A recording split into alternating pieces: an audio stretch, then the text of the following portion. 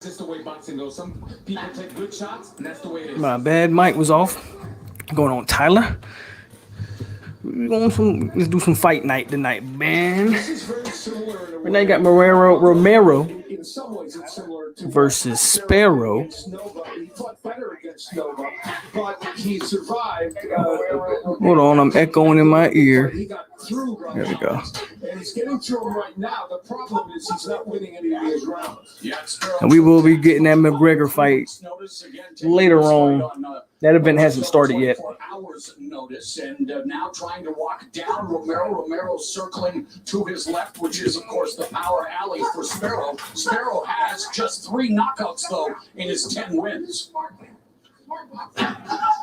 Yeah, it's fascinating to see Romero being the one using the whole ring as opposed to Sparrow. I mean, obviously that's by design for Romero. Don't pull that stuff. Yeah, I think Romero. So Romero, man, he started this fight off pretty hot, but he's kind of cooled down. I expect him to win it, but I don't know if he's playing with this dude or he's starting to underestimate this guy. Sparrow's starting to find a little bit of shots. He's starting to gain some confidence. Watching the boxing undercards right now because we got McGREGOR, but we also got Angelo Leo fighting tonight. So we're gonna watch as much as we can. What are the McGREGOR undercards? I guess that's the big question. I have no idea who McGregor's even fighting on the undercards. Let me see if I can find it. That club in right hand by Sparrow has never been down as a pro, and Sparrow shoots out the jab. It's a second formal warning for holding. You do it again at this point. I notice you don't agree, Al Bernstein? No, I just that's I'm not meaning to put you on the spot. Yeah, I agree with you. So I don't know. All right, final 10 seconds of the round. Romero looking to send a message to the judges, putting together a crafty combination, using head movement to avoid Avery Sparrow. We are through 4 times. Let's see what's the undercards. Undercard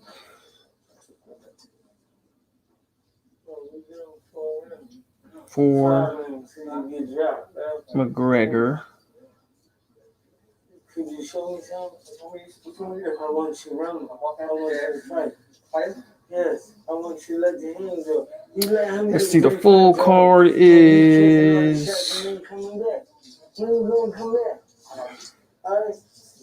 Make him respect you. He make you respect him. Come on. Make him respect you. Come on. A bunch of fights. I don't look like I don't know any of these guys. Again, I don't really follow the UFC, man.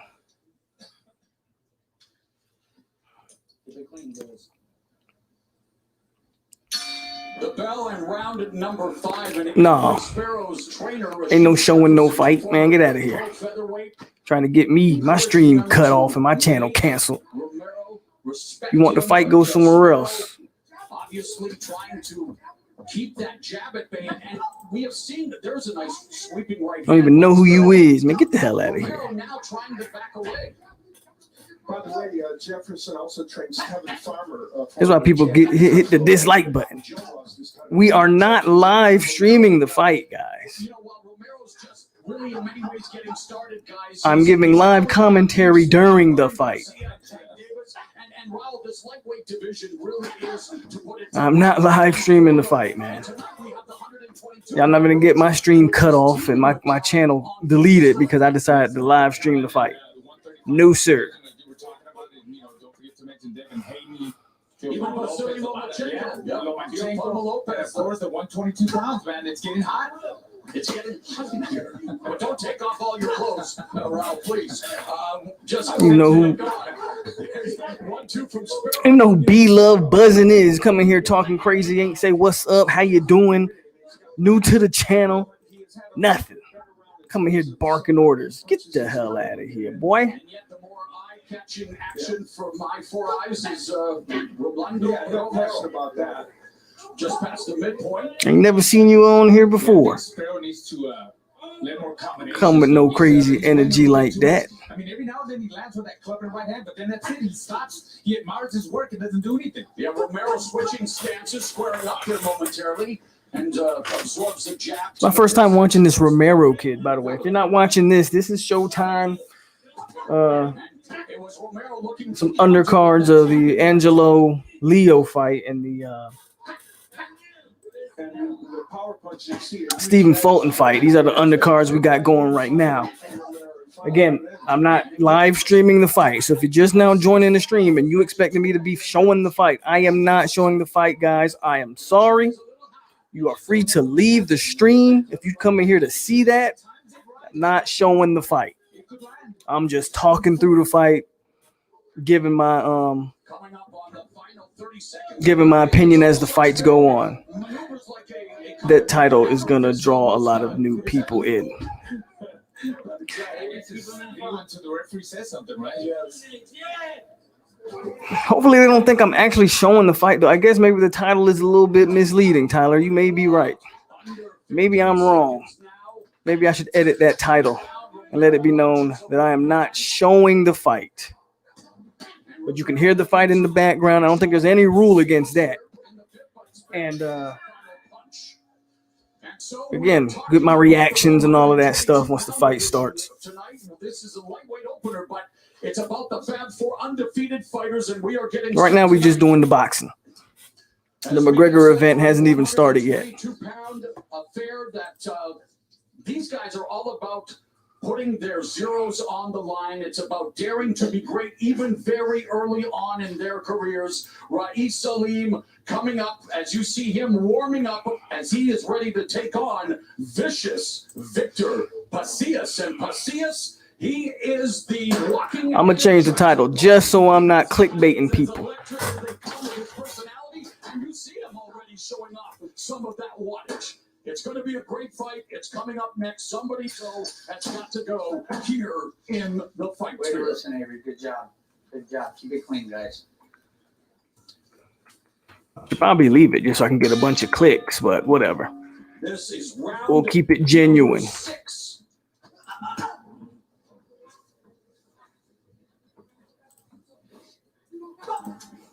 And maybe it's too long.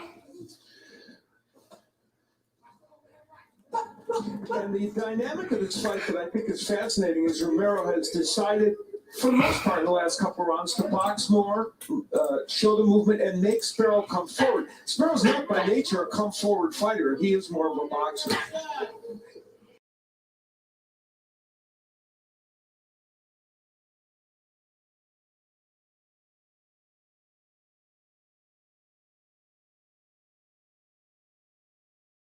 Dented the armor of Sparrow at that first round. My bad. Made a bit of a mistake there. I'm back, though. I'm back. All right. We're going to leave it as is. I'm not playing with it no more. Look, I'm not showing the fight.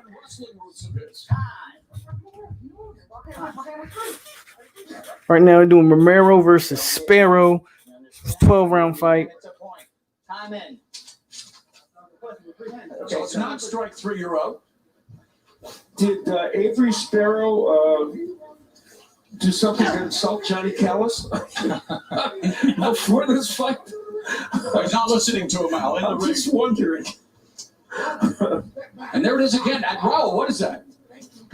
It's like a side, like I'm not a backhand, you know. You're not allowed. That's No, not legal. no, obviously it's not. Well, now he's asking for trouble if he keeps doing that.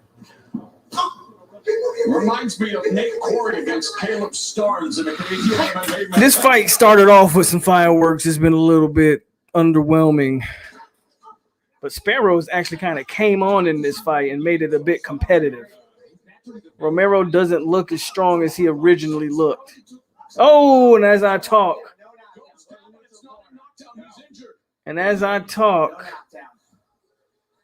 they're saying no knockdown, but he fell. Does he hurt his knee?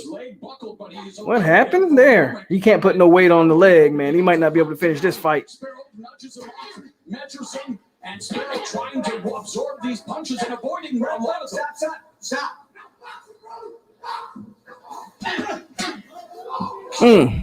Man, Sparrow's messing with faking guys. A lot of low Stay right blows. there. Stay right there. Come to the center of the ring. Come here. 2 points in 10 seconds. Sparrow 2 points in 10 seconds. starting to fight dirty with the low blow. What up, CJ? Connor? Yeah, I think Connor's gonna win. This is boxing right here, though. You know, Sparrow's having problems, with his legs, so he was trying to find a way out, find any way to stop the fight for a while, so he set it in with a low blow. Romero's trying to stop the fight here, Al. Romero's performance, from a technique standpoint, has been very, very good, and that's an important point. Rolly's winning, man. Tentacle, what's going on? How you doing? Rolly's dominating. He's already got a knockdown in the first round. We're in round 6 or 12. Sparrow's made it a bit competitive, but he's also hurt. He hurt his knee or something. He's limping around the ring. They might end up stopping this fight. Romero's winning right now. Easily. I think he's won every round easily. Sparrow comes forward, and then Romero's able to counter him well using the jab, and the jab basically pushing him back. He buckled his knee or something. Sparrow did. So I don't know. I don't know if he's gonna finish this fight. With a nice left hook, and that was where the knee buckled for. He buckled his knee, man. And he went down, and it was interesting. He was able to get going. That might have been the technique to save some time. And then the low blow. That one was very low, and he got 2 points deducted, and Romero took it out on him with the uppercut and several punches. So a lot of activity in that last round 7. I don't know. I don't think Sparrow's gonna last much longer in this one, man.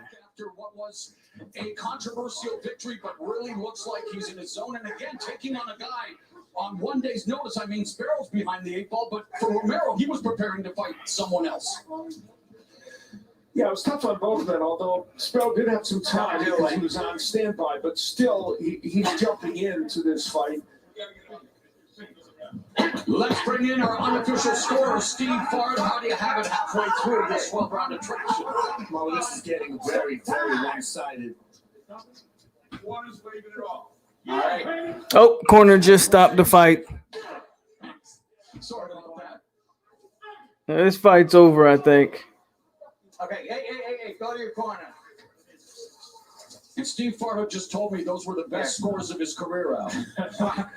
Big gentleman. Yeah, I think they just stopped the fight.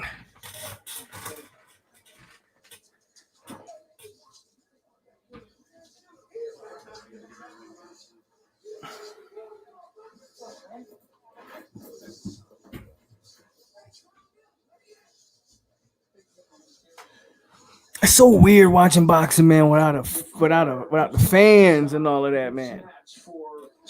So quiet. The officials yelled up to the referee, so they just wanted to put a stop to it. Apparently, Fights has been stopped. Romero got the W and had some words for Buddy after the fight.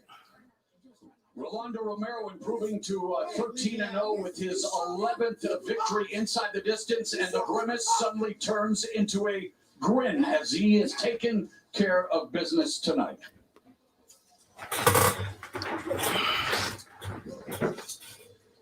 And Avery Sparrow absorbs the 4th loss of his career, having gone down in the opening round and then was buckled with a shot in round 6, and then he was, deducted 2 points for low blows, 225 into round 6, and shortly thereafter it was Mayweather Promotions. For him. He's had better outings. I know for some people, maybe just seeing him the only time they may have a certain opinion. He's had better moments as a boxer. Tonight, not his best moment. And he faced a boxer who wanted very much to put on a good show because people had questioned the veracity of his win over Mourinho. And that man, Rolly Romero, really did perform exceedingly well, and his technique was much better in this fight.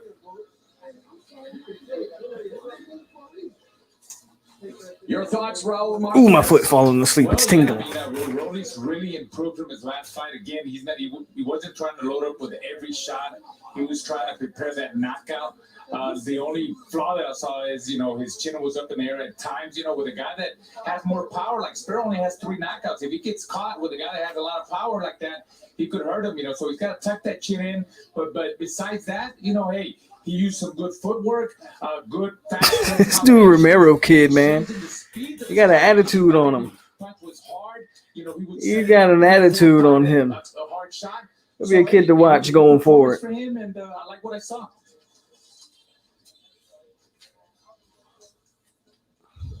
So Rolando Romero backed up the trash talking tonight. And let's make it official with a man who always walks the walks and talks the talk, Jimmy Lennon Jr. Jimmy Lennon Jr. Hit the like button, guys.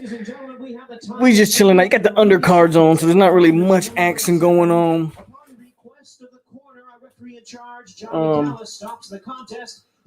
Hopefully we get some more exciting fights here. He ain't humble yet. Oh no, he ain't humble, man. He is. He got an attitude on him. But we'll see. He's gonna be a guy to watch going forward.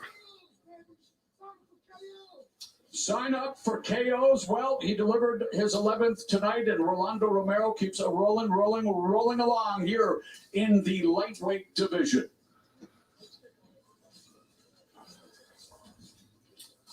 We'll see what he does as a lightweight. We'll see how this fight ended. Now the corner was signaling that they had to have enough. You see down below in your screen there in the circle, they're trying to get the attention of Callis, the referee, to waive off this fight. The corner had told the officials that they didn't want this fight to continue, and they just didn't feel right about Sparrow's performance at this juncture.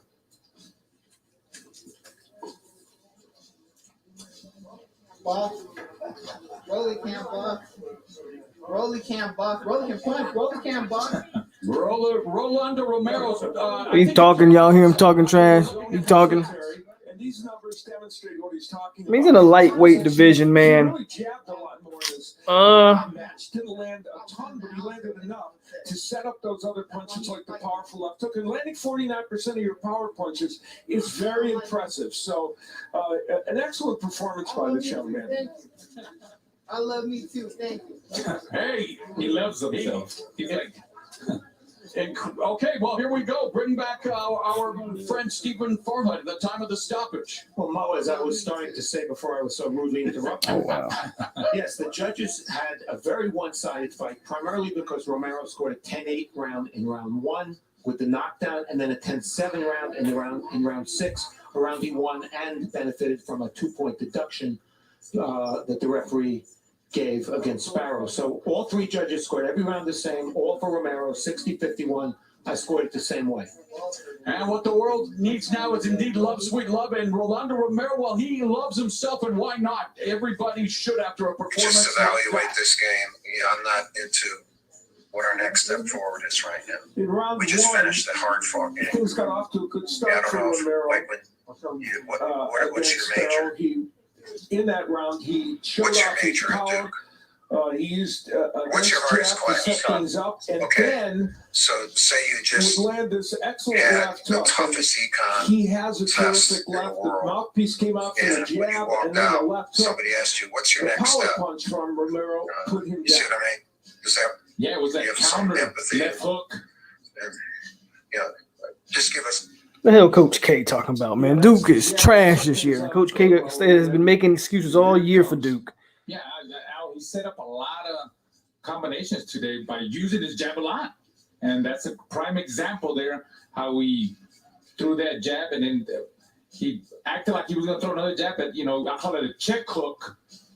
Actually, a check left hook, a la Roy Jones. That's what Roy Jones used to do. Sparrow's mouthpiece must have known what was coming and got the heck out of Dodge quick as he ate that shot that dropped him. And Rolando Romero getting medically evaluated after a decent performance tonight. Definitely a great bounce back from his controversial win in his last outing against Jackson Martinez.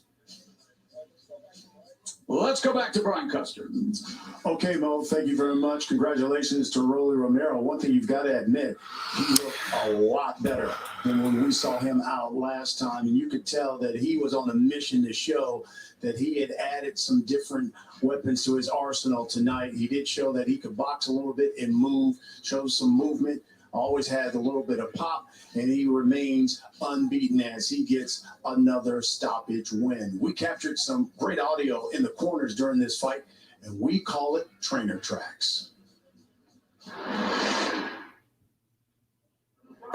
Roll the chain. Understand? Let's see if we can get some better fight this next fight. Something exciting, something to get my blood pumping. It's quiet, man. After you punch him, don't stand there. Step over and work. Gotta get the blood circulating in the veins. Listen, when he run into his left hook, he's running into the left hook. That jab is setting everything up. I mean, your face. You think keep on the knee jab, and straight right down the pipe. Clean round, in the last second, he touches you to himself. He should not touch you with nothing, chap. You're the better fighter, you're the better boxer, period. You ain't gotta lock him out. I'm glad you brought that up, Tyler. I meant to tell you. They actually almost put 65 up. I think they hit 60 was the final score. And FSU was 80 something or 80.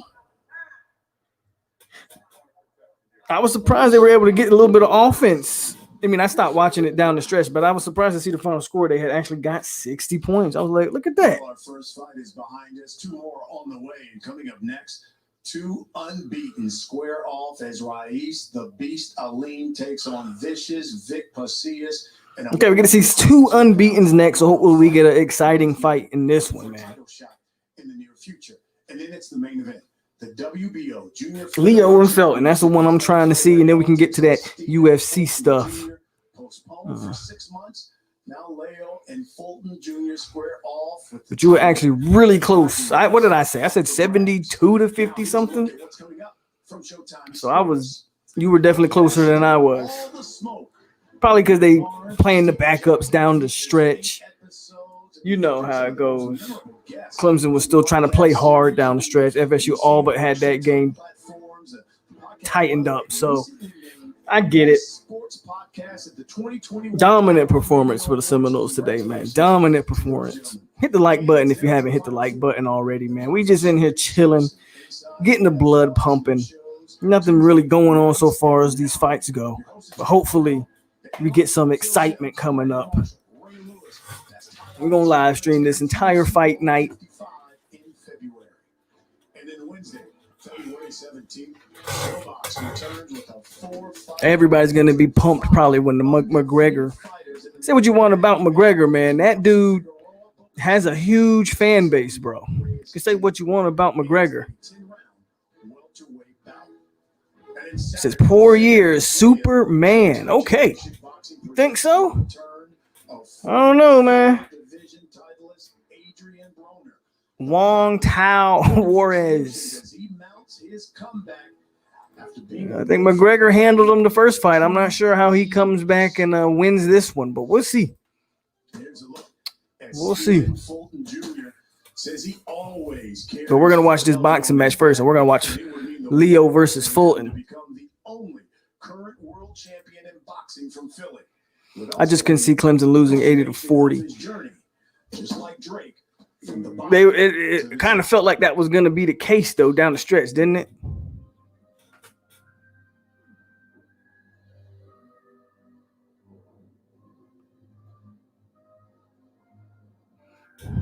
Growing up in West Philly, aka the bottom, the name is self-explanatory. You at the bottom, you knew what's there. It's like crabs at the bottom. Everybody trying to pull you down. It's hard to get to the top. Yeah, that's where I'm from. This is my block. You see, everyone know I got a fight coming up. So when I do come around, I get nothing but love. It's a mural up there. You can see like everyone on there died, got killed. All of them got killed. None of them just died from like natural causes or anything. I'm fighting for everybody from Philadelphia, but more importantly, yes, I'm fighting for everybody from the bottom because not everybody makes it out. But yeah, this is the house I grew up in. This is my mom, of course. I'm from He chose a better life. He found a way to get out, and he stuck to it. It was a lot of sacrifice. A lot of sacrifice. Trust me. Let's get to the You can do fight. it. You hear me? And all I can do is say thank you, God. He giving my son this chance that he's been wanting. I prepared my whole life for this.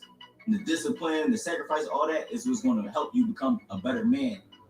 Besides just in boxing. Shout out to a new subscriber, Toughness is one thing. Mr. Wu Wong Tai Juarez. Shout out to him. Because the life tribulations that we overcome. Stephen Fulton Jr. from Philadelphia, notorious neighborhood called the bottom. So he literally started at the bottom and now he is here.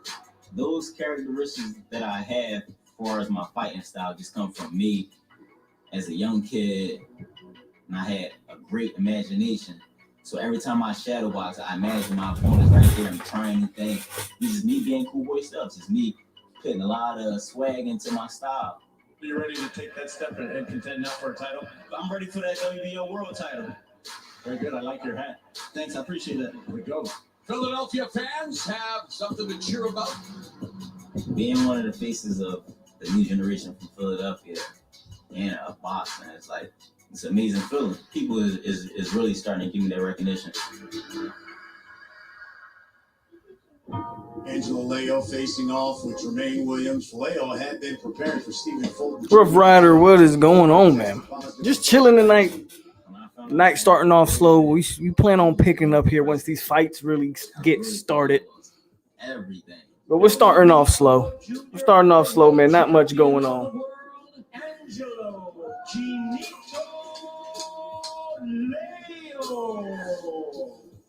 Well, it motivated me a lot because losing everything, then you getting another shot. It's like Priscilla Chestnut, what's going on? I didn't face 7 undefeated. He says POIRIER is his superhero, my hero. Okay. No one's doing that right now in this sport but me. Let's see what he does tonight against Conor McGregor. I'm not even a Conor McGregor fan, but you know. Rough Rider says Conor's going to second round KO. It's probably going to be similar to the first fight, if we're being honest, but we'll see. Again, I'm not even a UFC guy. Look, man, I can't come in here and tell you who I got. I don't even know. It's Conor McGregor, so I'm going to watch it. Again, I only watch the big UFC fights. I'm more of a boxing guy. Green Bay says Conor wins. What's up, Green Bay? How you doing, bro? Good to see you in here.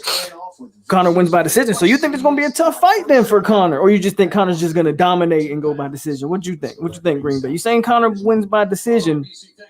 So no knockout. Is it going to be a tough decision win or just Conor dominates, just doesn't finish the fight? I have a hard time seeing Conor dominating and not finishing it. So I think, I don't know. I think another knockout's on the horizon. Not too sure about decision. Right now we got Rahis Alim in a super bantamweight 12-round fight against Victor Pasilis. Again, these are the warm-up, your appetizer fights until we get to the big-time fights down the road. Hit the like button, guys, if you're just coming in here, man. We just chilling tonight, watching football. Fight night tonight, man. We got basketball. We got boxing. Damn. And UFC tonight. When was his last fight? Conor's last fight? I think. Wasn't Conor's last fight against Khabib? I could be wrong about that. Conor tends to gas out, too. So that'd be interesting to watch. This is why Casillas is doing what he's doing to provide for his family. He actually has stopped his last 4 opponents, according to box records. Hit that like button, man, if you're coming in here. It's fight night tonight, baby. 863 fight night. We chilling. Grab your drink if you ain't got one. I don't have one quite yet. Might give me a little drinky drink later on. But the Hennessy sign is lit in the background if you can't see it. So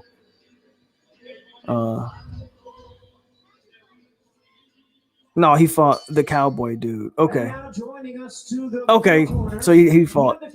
He won that one, obviously. So lasted 45 seconds, right? So again, I don't know. I don't see Conor going to decision, but we'll see. We'll see. Every day of the week, Rais Aleem wakes up in beast mode. And well, if you don't know now, you know Aleem is 30. He is 17-0, 11 wins inside the distance. He stepped up to 12-round status for the first time in his last fight. 30 years old and just fought his first 12-round fight. I don't know who's the favorite in this fight, but he's kind of late to the party as a 30-year-old.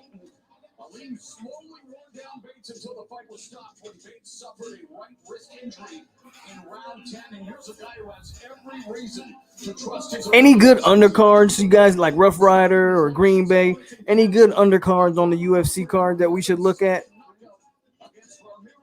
Because I don't know much about the undercards. So what do you guys think? Yeah, it was a while ago. I don't know if he comes out to dominate like that. I don't know how good this guy is compared to Cowboy either. He would like to keep Casillas on the end of his punches, and that reach could help him.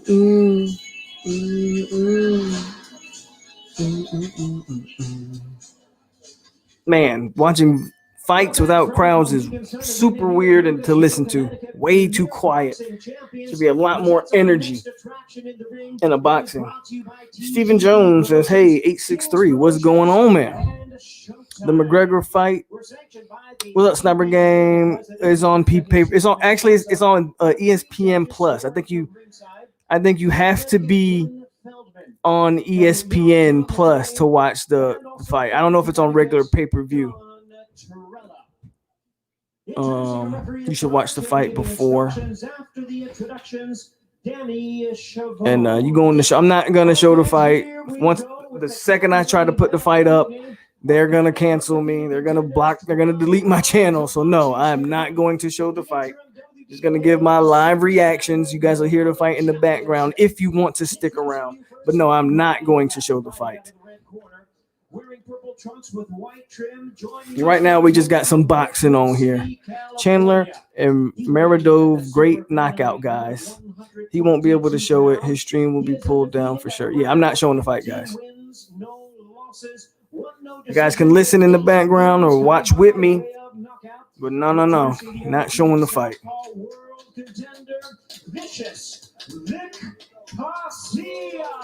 I think the UFC event just started. And his opponent across the ring, he is fighting out of the blue corner, wearing red trunks with gold trim. Fighting out of Las Vegas, Nevada, by way of Muskegon, Michigan. He weighed in at a ready 121.5 pounds. I think the UFC event just started.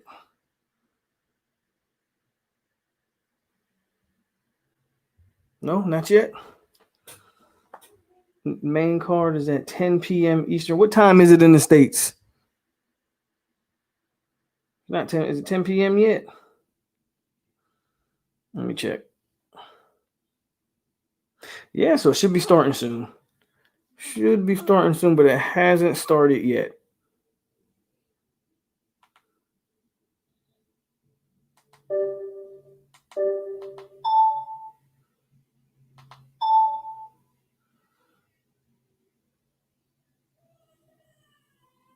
Yeah, hasn't started yet, so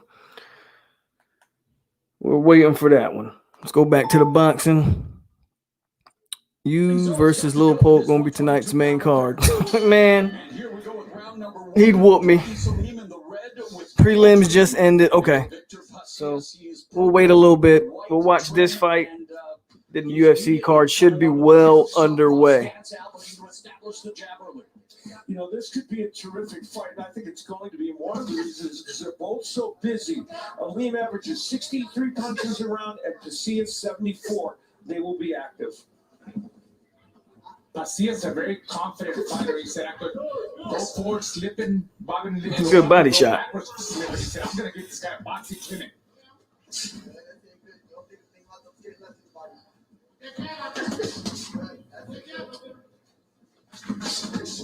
I think it may have just started right now. Rough Rider says it's 8 p.m. wherever he is, which means you'd have to be like mountain time or something. Swinging shots, but leaving his head exposed. He tends to do that from time to time, and sometimes it works for him, sometimes it doesn't, but mostly it works. He punches from odd angles. Yeah, Liam has a lot of awkwardness to him. I remember the first time I saw him, we had him on Showbox when he got Oh. Actually, Adam Lopez, we had him like 5 or 6 times on Showbox, and we put him into retirement. Liam now looking to establish the jab. Naturally left-handed, but fights orthodox. His favorite punch is the left hook, and some feinting sticks the jab on Pasillas' face, just past the midpoint of the first round, and now Aleem's doing his thing, guys. Again, if you're interested in the boxing, Combination of right to the body and a jab from Aleem. You just don't see that very often. he's kind of. They're both good body punchers, and Aleem lands a third of his punches to the body, so we'll see both men go. Pasillas just can't close the distance. He has a reach disadvantage, and it's starting to show. moving forward, looking to establish the jab, and Pasillas just he exudes confidence, Raul. Yeah, he's a very confident fighter. When we asked him about Aleem, he said, I don't care about him. I don't care about myself. And I'm going to go in there and do what I have to do to win. And so far, I see that confidence in Pasillas that he plays. Just the first round. Headbutt. I think he had a headbutt right there. Chabon admonishing Aleem, but you're right, it bothered Pasillas. Under 30 seconds left. Pasillas now starting with the jab in the midsection as Aleem looks for the left hook. I tell you what, Aleem did say that he feels like Pasillas fights sometimes. No, I'm not showing my screen. Exactly what happened right now. He got caught, and he gets caught again. Lots of hand speed on display. I'm not showing my screen. How about you just buy the pay-per-view? You're not about to get my channel taken down because you want me to show the fight. Ain't happening. Boxing history says I bet Leo 3K on the TKO stoppage and 6K on Conor McGregor for the win. You'll probably get your Conor McGregor 6K. I don't think Leo's gonna beat Fulton, man. I don't think Leo's gonna beat Fulton. So ultimately tonight, you might just come away with 3K because you're gonna make 6 but lose 3, or whatever the case. There was a moment where their heads came together in round 1. It was Aleem kind of lunging in, and that was where it happened. And Pasillas almost got. Just my opinion. Leo got this. Just watch. All right, we're gonna see. We're definitely gonna see. John, what up, John Shields? John says, "Poke, who you got tonight?" If you're talking about the McGregor fight, I got Conor. I don't see McGregor losing to this guy. He's beat him before. We'll see. Green Bay says, go to Sports Surge, bro. You can just watch it from a live stream. That's how I watch any sporting event. There you go, man. Green Bay telling you how to go watch the fight, man. This is just a live reaction. I am not showing the fight.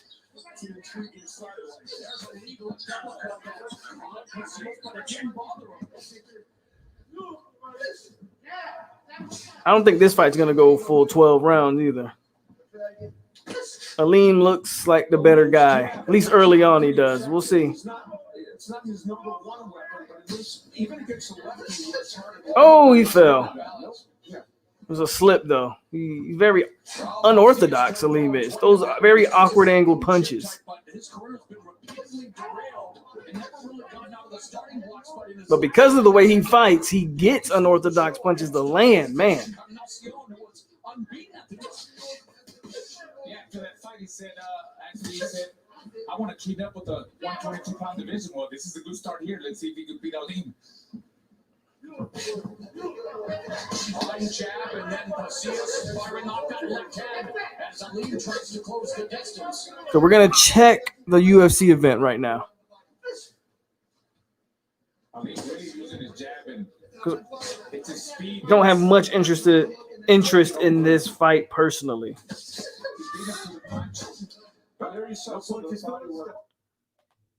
So let's check the ESPN app. Let's check this UFC event. Fighter from this incredible UFC era. And with that, I welcome my broadcast There we go. Daniel Cormier, Paul Cormier. Felder. We got drones. We got McGregor. Good to see you, boys. Let's go. I've never seen drones in real life. And it's amazing how things come together. Because I've seen practice. And that was absolutely beautiful. But you have to raise. Cormier retired, right? He looked like he getting fat in retirement. He was already always a big dude, but he looks like he gotten a lot bigger. He's getting kind of fat, man.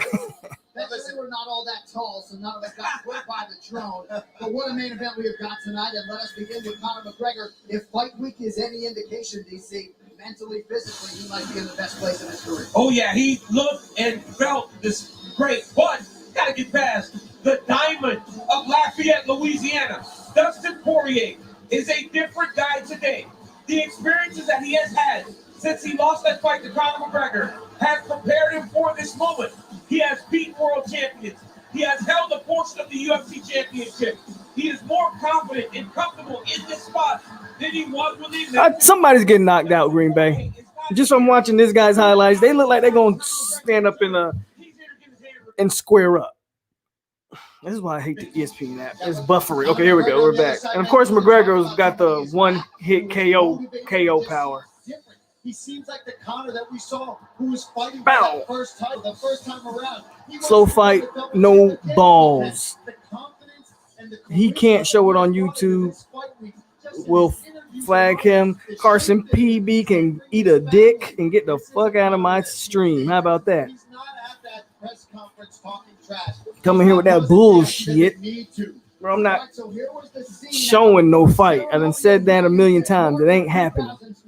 There was an intensity, no doubt about it, but there was a mutual respect and admiration, DC, that perhaps did not exist when they met the first time in 2014. These fight odds are brought to you by DraftKings, playing through UFC 257. Don't explain nothing to the clowns, Panama. They're clowns. They know I can't. They know I can't show the fight. UFC, when you sign up, DraftKings, you can bet on it. So, first meeting between these two, UFC 178. September of 2014. No fight yet. What up, Chad, man? Good to see you. I ain't seen you in a minute, Chad, man. How you been? I've seen you in a minute. We're going to go back to the boxing match. No fights are going on at the UFC event right now.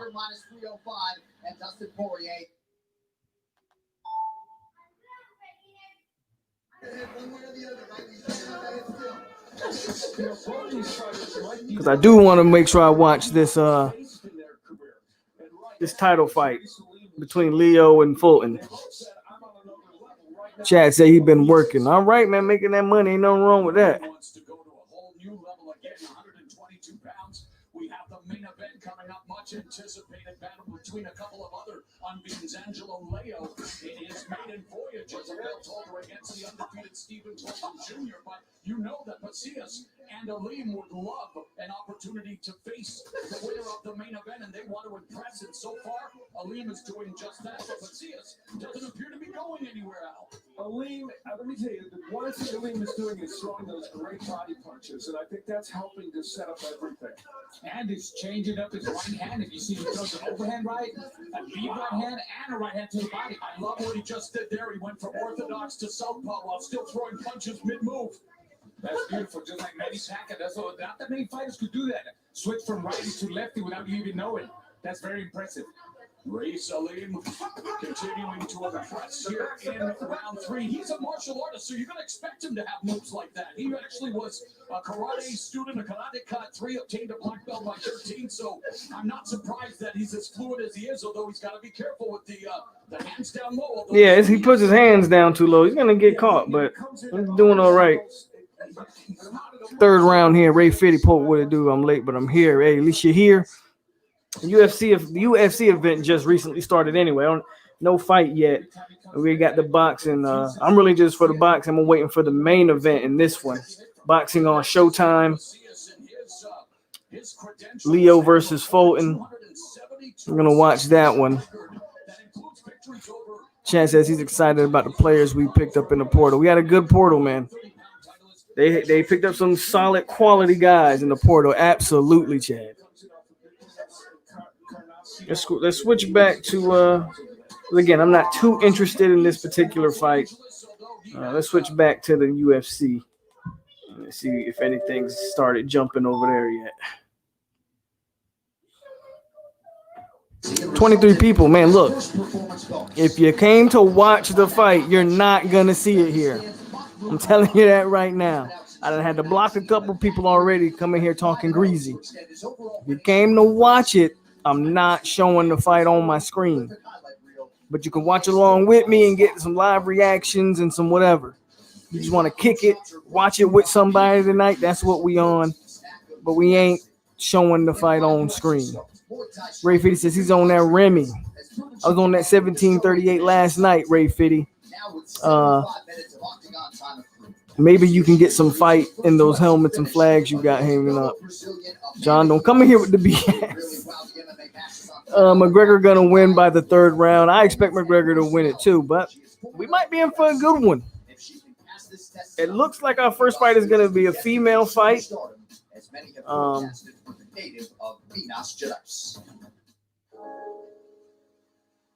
Okay. I don't care about none of this. That's a cool little swing, though. Dubai. So we just had a Dubai commercial, really, on the UFC app. Brought to you by Manscaped and the all-new Performance Package. You get 2 free gifts and free shipping on your order. McGregor in the second or third round. I think so, too. Boxing history. I expect a knockout. I don't know what round McGregor's going to get it done in. I expect him to knock him out, though. A 10-point must scoring system is in effect. A round winner gets 10 points. His or her opponent 9 or fewer. And scoring is based on effective striking and grappling, followed by aggression, and then a first round knockout wouldn't surprise me. Okay, they're in Abu Dhabi. Definition is the old rules, which is 1 hand down instead of 2 to be considered grounded. Also, the review official can go through instant replay at any time during the fight. The fight When it comes to boxing, though, Fury is the best in the world still. I wouldn't say he's the best in the world, but Fury is a beast. Fury is a beast. Not gonna lie. Not gonna lie. I'm switching to the boxing right now. I want to see if how that fight's looking, because I want to make sure I catch Leo versus Fulton. Then we'll definitely strictly focus on the UFC. What's up? 516 in the house, Palm Beach. What's going on, Danny? Palm Beach County in the building. Love to see it. His head movement and footwork was insane again. Fury ain't even fought Joshua yet, Jay. So what are you talking about, bro? What are you talking about? Fury and Joshua haven't even fought yet. Fury's footwork and his head movement is very good, but he hasn't even fought Joshua yet. The plan is that probably is the next fight. It's looking like they're setting up Undisputed. But no, they haven't fought yet. What you had to block them niggas for, they came in here talking reckless. I ain't block them because they asked me to show the fight. Other people have came in here asking if I'm showing the fight. They came in, they just talking greasy, you know. Duval Knoll, bro, what's going on? Go Knowles, baby.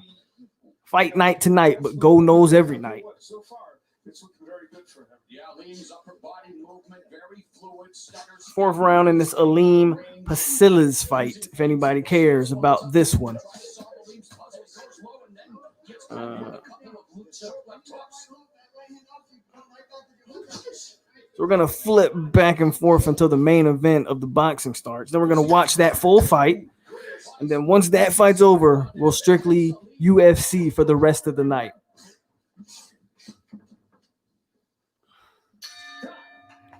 Let's go back to UFC. I think we had 2 females fighting in the UFC fight. I didn't know nothing about the 2 females, but if you're a big UFC guy, you may know who these 2 women are. No, the fight still hasn't started. OG Kane says, great fight so far. Aleem's getting it done. He's kind of dominating, in my opinion. Mayan King, what's good with you? So they still ain't started fighting, so we're not going to waste our time listening to interviews. We'll go back to the action.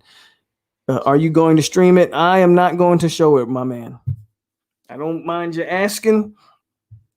No, I'm not going to show it, though. Not gonna happen. The moment I put it on the screen, they'll take my whole channel down. So no, we're not gonna show it. But I will have it playing in the background and you can listen in or whatever. But no, won't be on screen. Who you got, OG? You got Fulton or Leo? Boxing History says he's got 3K on Leo. I told him he about to lose $3,000.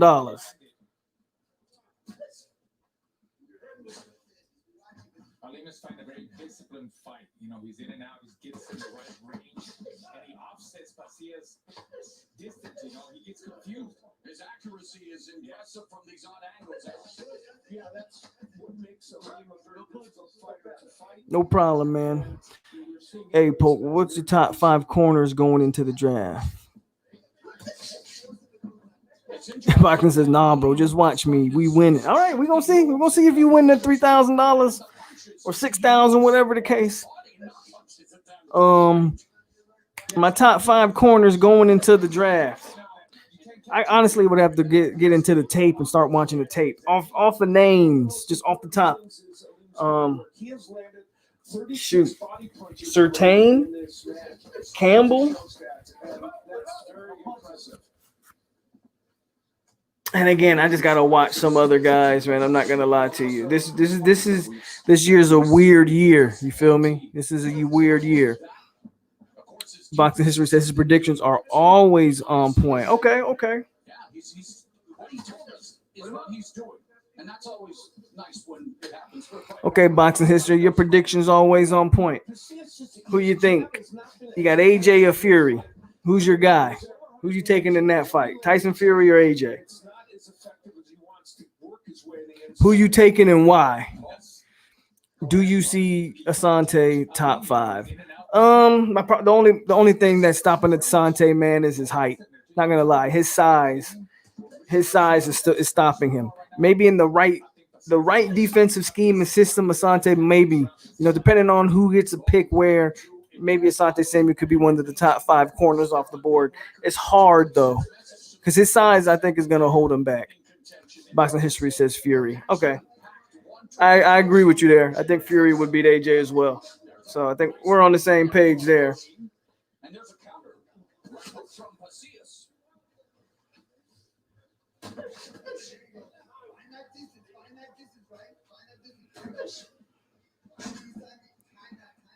I can see the fight go to a draw or a Fury win. A draw wouldn't surprise me either.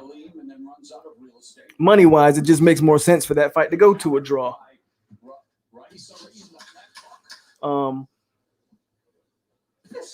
But I think if the fight scored fairly, I don't. Unless AJ hits, if AJ can hit him, AJ can knock him out potentially. I just think Fury is going to superior. He's better, the more superior boxer. I think AJ is going to have a tough time with Tyson Fury, in my personal opinion. What's some other big fights on the horizon? Canelo's fighting a nobody, so I won't even ask you about that one because we all know who's gonna win the Canelo fight. He's fighting I even forget the buddy's name. Some guy from Turkey. That's gonna be an easy win for Canelo. You got Caleb Plant. He's fighting next week. Caleb Plant versus Caleb Truex. I expect Caleb Plant to win that one. Fairly easy. Man, any big fights on the horizon that I'm not thinking of? So this division is in very good hands. Yes, it is, and well, maybe some what if fights, but I can't think of any big fights on the horizon. What round you see Hamza and Big Marv going? I think Marv probably. No combine hurts Nasruddin. No combine's gonna hurt Hamza. He's not gonna. With that injury, he's not gonna be able to show his speed and all that. I mean, he'll have a pro day, but not having a combine can hurt him. I think Marv may have worked himself into the second round. Maybe off a potential Marvin Wilson still goes first, but he's first or second round pick for sure.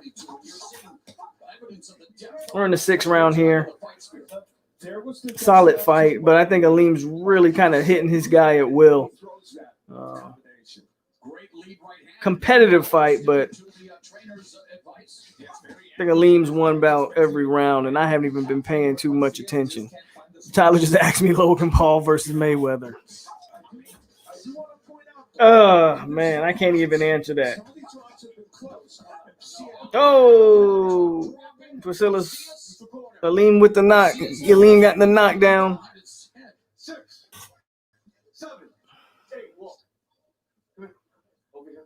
6-round knockdown. It wasn't no devastating knockdown. I think he should be able to recover from this one fairly well. It was a shot that kind of landed behind the head. But Aleem is again, he's dominating. It's a competitive fight, but he's in control.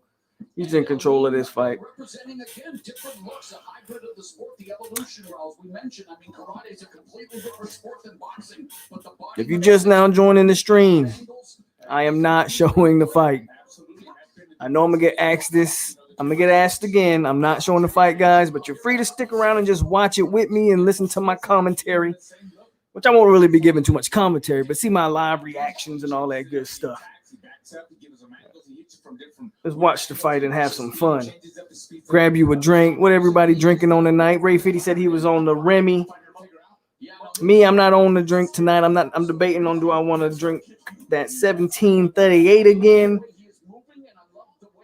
Or do I want to grab me? I got some Crown Peach in there. I might want to crack open and get me a little bit of. I'm debating on which beverage of choice I want to crack open tonight. Casillas trying to get his jab on track. He knows it would help him. He just hasn't been able to. That right to the body by Aleem, and there's the look, guys. That body works. Casillas just got hurt again. All right, let's see what's going on with the female match on the UFC card.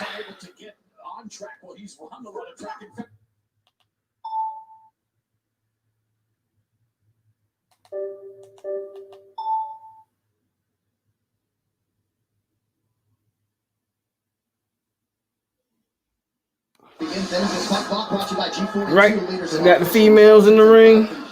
We got the fight tuned in right on time. Fight just started. Rodriguez versus Ribas. Strawweight bout. You guys know anything about these two females? Let me know. Tyler's on the rum and coke. Always a solid choice. Can never go wrong with rum and coke. Single barrel for me tonight. Okay, Deke Thompson. And the Crown and Peach is good as hell. Yes, it is. And we got two females in the ring. Rodriguez Ribas versus Ribas. Rodriguez versus Ribas. 25 days of quarantine before her last fight against Carlos falls in July. I have no idea about either one of these females. We're complaining about a couple days now, bro. Well, you said something on Wednesday. I think Ribas is in the yellow. Rodriguez in the all black. I don't like to watch female fights in MMA. Me neither. Okay, so wherever they're at, it sounds like they got a crowd in this UFC arena. Wherever they're at, or they're in Abu Dhabi, I believe, tonight.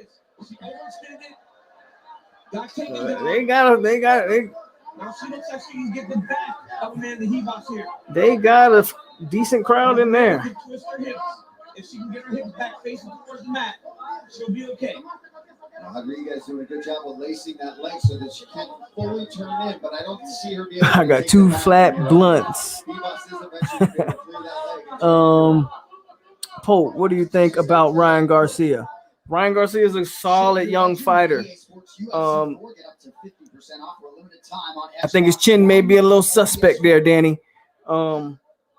His defense is definitely suspect. I mean, in that last fight against your boy, what was his name? I forget the white boy name. Was it Luke Campbell? Luke Campbell's a solid fighter, but Ryan Garcia's fighting. He fights with his chin too high in the air. He's got to be careful. He goes against a better puncher. If Tank Davis had hit Ryan Garcia with the same punch, Ryan Garcia doesn't get up. But he's got a lot of talent.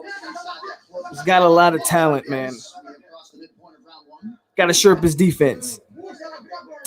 Yeah, it's one thing to try to fight like Canelo. It's one thing to be Canelo. He's not Canelo. He doesn't need to try to fight like him. And Boxing History says, just subscribe. Thank you for the subscription, Boxing History, man. Appreciate the support. I do boxing videos, bro. I'm brand new to it, but I'm trying to grow the boxing platform too, bro. So I appreciate the support.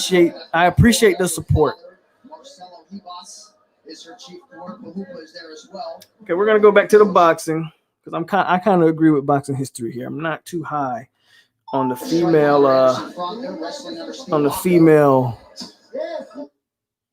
Come on, go back. There we go. Not too fond on the female MMA aspects of things. Panama says with no NFL combine, I think J-Rob and Kendo should have came back. Good luck to them because in my opinion they needed to work out. Don't disagree with you, Panama. Don't even disagree with you. There's a good chance that neither one of those guys get drafted. Ray Fitty is drunk, guys. That man told him throw him on some Hawaiian Freaks. I ain't got him. I ain't got none, man. I'm sorry. I ain't got none. Farley, Surtain, Horn, Samuel Campbell per PFF. There you go. There's your top 5. I would have to look it up, but there's your top 5. I'm just here eating for the McGregor fight and Leo Fulton's up next. That Leo Fulton fight. I mean, you got $9,000 on the line, so I know you waiting for those fights. I still think you bet your money wrong with the Leo Fulton fight, but we'll see. But if I had $9,000 on the fights, yeah, I'd be anxious too. Working downstairs to the body and the head and just using jabs from all different angles and the right hand and I mentioned the uppercut at the beginning of the fight. There was an uppercut by Aleem. Aleem, if he had some more power, he probably would have stopped this fight by now. He probably stopped this fight by now. We picked up the fact the doctor says, I'm not going to let you take more punishment. And here we go with round 8. And Pasillas has been punished. If I were to tell you that the quote was, there's levels to this and he's not on my level, well, it wasn't Aleem who said that. It was Pasillas. And Pasillas, well, he has just a few more moments to prove that fact. And I agree. No, bro, I'm confident. Okay, of course you're confident. You put $3,000 on somebody, you better be confident. I'm not saying you're not confident. I'm just saying good luck. But you better be confident. That fight is up next, by the way. So I am like you. I'm excited for that fight. Forced to back up, and then Aleem in the range and lands again the lead right hand. So obviously taking the advice of his corner and continuing to incorporate that. But good defense from Aleem, really doing a good job. Hit the like button. We chilling. He really is in a combination puncher. Very effective to bump the body in that. Hey, he wants to be the first champion ever from Muskegon, Michigan. Kenny Lane was a top contender who fought Joe Brown for the lightweight title many years ago. Aleem would like to be the first one to win from that crowd talent. Wasn't Kenny Lane a Beatles song?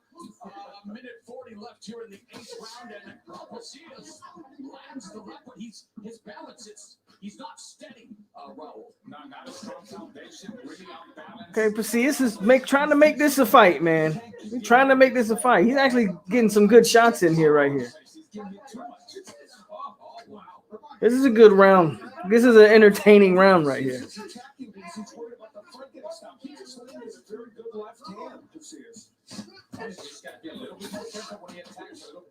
Neither one of these guys have any real power because they're hitting each other flush and nobody's budging. Either that or they both got granite chins. I think neither one of them has any real power, to be honest with you. Danny says, I'm a boxing guy, Paul. What do you like more? I am more of a boxing guy personally. That's why I like when I'm watching the UFC, I was asking people any of the undercard fights. I don't even know any. When it comes to UFC, I only know the big names. Not gonna lie to you. I don't pretend to know that sport like that. I get interested in the big fights. You know, you call me a UFC casual. But when it comes to boxing, I watch it. I'm not a casual when it comes to the boxing stuff. So more of a boxing guy, man. So if you want to continue to watch the live streams next week, I will be live streaming. If my schedule permits, we'll be live streaming that Caleb Plant fight as well. We're going to be live streaming Caleb Plant versus Caleb Truex. I like Caleb Plant. I'm a big Caleb Plant guy.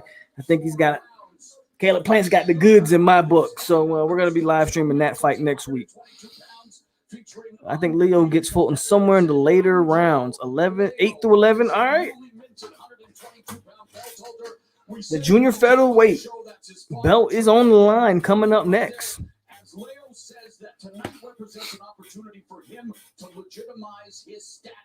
I heard somewhere that McGregor was in that Pacquiao fight got like approved. Is that true? Is a favorite. Stephen Fulton Jr. Meanwhile, he is calm, cool boy, collected, and I like Caleb Plant. Of his career. Yeah, Caleb Plant's pretty nice, man. Matches are fleeting. He thought maybe he wouldn't get another chance after coming down with COVID, but here we are kicking off the new year, and Stephen Fulton hopes to hear the words "and new" in our main event tonight. Yeah. Hold it. Time.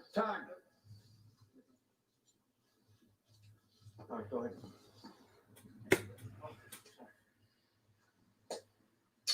All right, here we go. You saw Fulton again, a student of the game. Sure, he's getting himself in the right mindset for the main event, but they're keeping an eye on this fight as well, guys. Yeah, potential opponent perhaps looming here, but they have business tonight to take care of. You know, that round was. Ooh, good punch from Basilis. Aleem got rocked. He might come back and that was a good punch. Ooh. Basilis' glove hit the ground. So that's an official knockdown. He didn't fall, but his glove hit the ground. Okay, so now these guys starting to throw some punches.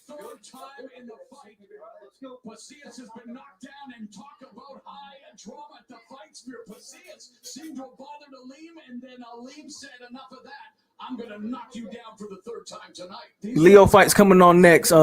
Martin. We're still waiting on the Leo fights coming up next. I don't know. We don't know anymore, bro. People talk too much nowadays that you don't even know who to believe anymore. What the hell happened to HBO boxing? They had the best fight. Yeah, HBO, man.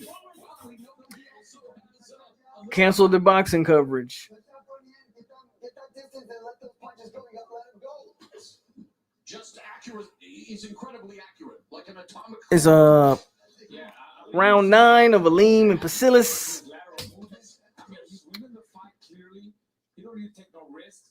Aleem's pretty much been in control the entire fight. The main event is up next. He knows what's at stake. He knows he has to make a statement. He has to break up from the crowd, as it were.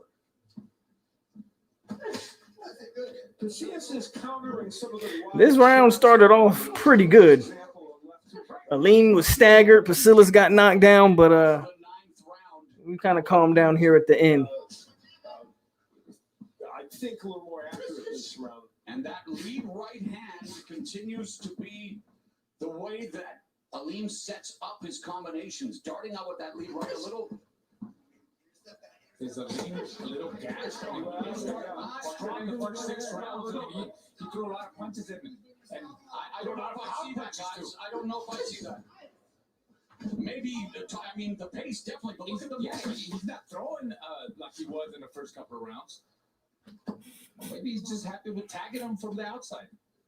You would know better than I think he's gassed. I think he's a little bit gassed, guys. Aleem then turning around, Pasillas going to the body, trying to make sure that Pasillas gas tank springs a bigger lead. We are headed to all right, going to the 10th round. Again, the lead right. The right is Mike for Raisa. And as far as UFC goes, right now they doing the undercards. There was a female fight to start the let's see what's going on with the female fight. See what they got going on over there.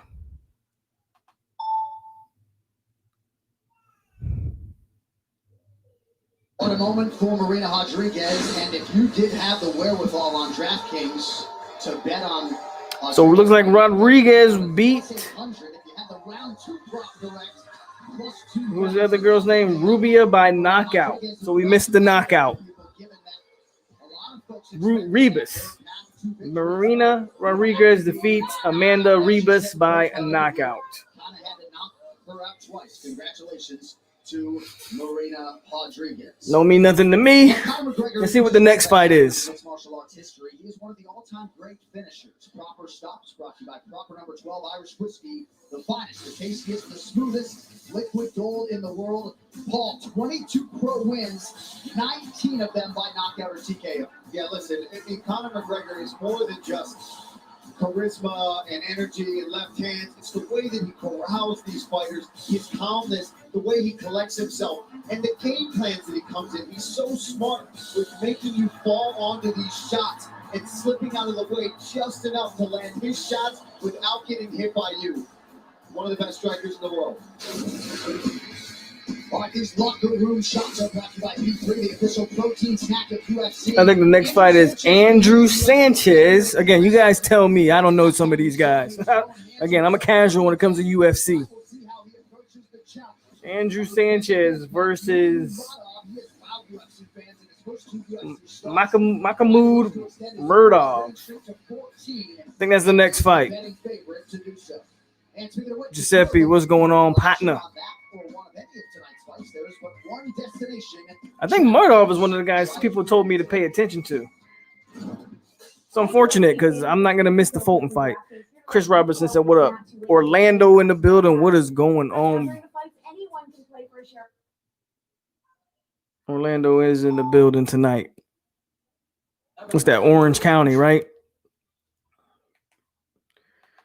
Shout out to Disney World. Aleem averages 63 and Casillas has averaged 74 in recent fights, so they are quite there, but they are throwing a lot of punches. What an entertaining battle.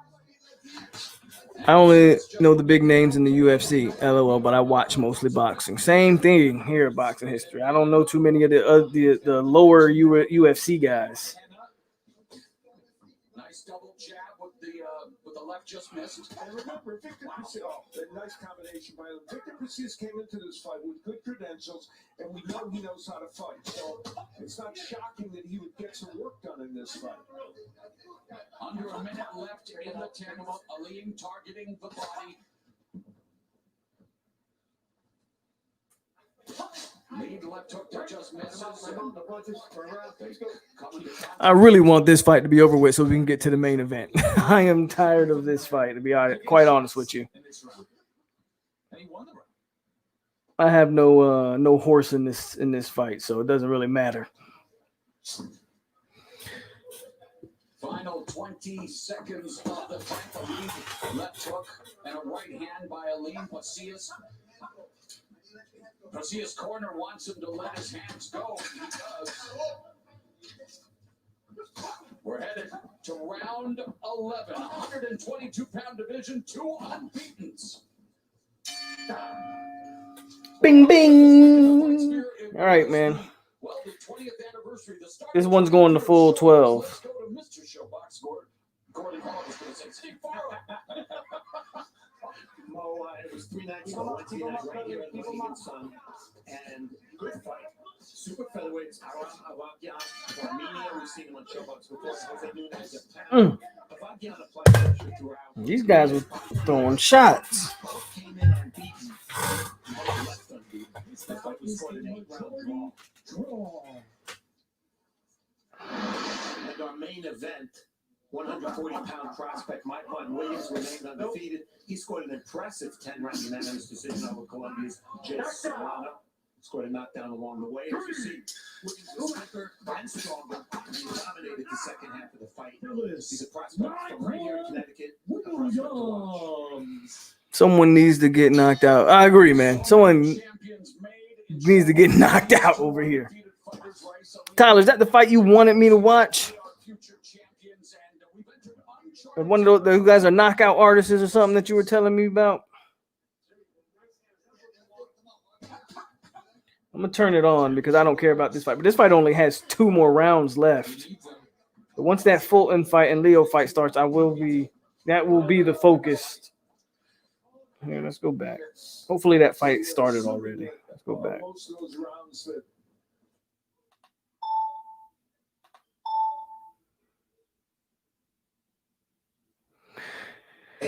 Which fight, Chris? Which fight? This fight we talking about? We talking about McGregor fight? I think McGregor's got it. I have a hard time seeing anybody beat him. I mean, I'm not gonna say anybody. I got a hard time seeing this guy beat him. Tyler says he doesn't know any of these guys. Okay, so if you don't know any of these guys, then it don't really matter. Then this is a welterweight rankings. Usman and Colby Covington probably gonna end up fighting again if I had to guess. First UFC championship opportunity comes February 13th in Las Vegas, Nevada. The UFC has a massive schedule in the first quarter of the year, and I'm not sure there's any fights that I'm more excited about than this one. Usman and Bird are the 2 best welterweights in the world right now. 2 complete fighters, former teammates. The matchup is fantastic. I cannot wait until these guys are locked inside the octagon. What up, my brother? What's going on, Pat? Chris says you had a Connor fight. Yeah, I got Connor, man.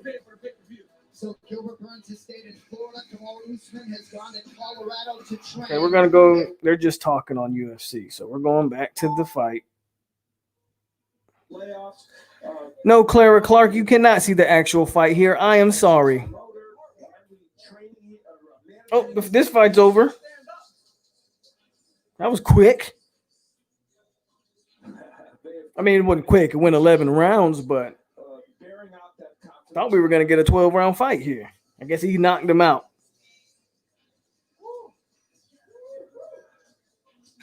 happy young man. And for Pasillas, unfortunately, this was his big opportunity, and it did not go his way. This kid got a money sign tattooed on his temple. Why?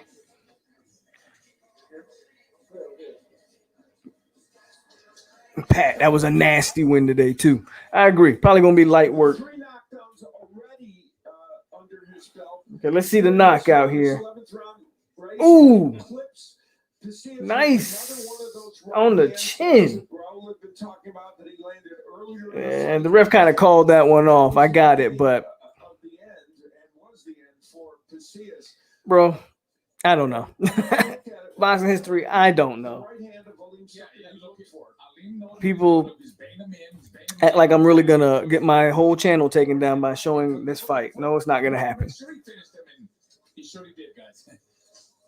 And Raiz Salim, as we hear in the background, he is a hype beast. And hey, you might want to believe the hype when it comes to this fighter out. Well, this is an impressive win because Pasillas came in here off a terrific. Okay, shut up and stop talking, and let's get to the main event. The fight is over. Finally, let's get to the main event. Because boxing history, he's about to lose $3,000, y'all. He's about to lose $3,000. So let's get to that. Now he's gonna make some of that money back because he's betting $6,000 on McGregor. But he's about to lose $3,000 on Leo. On his feet, good footwork, good lateral movement, a lot of awkwardness, confusion.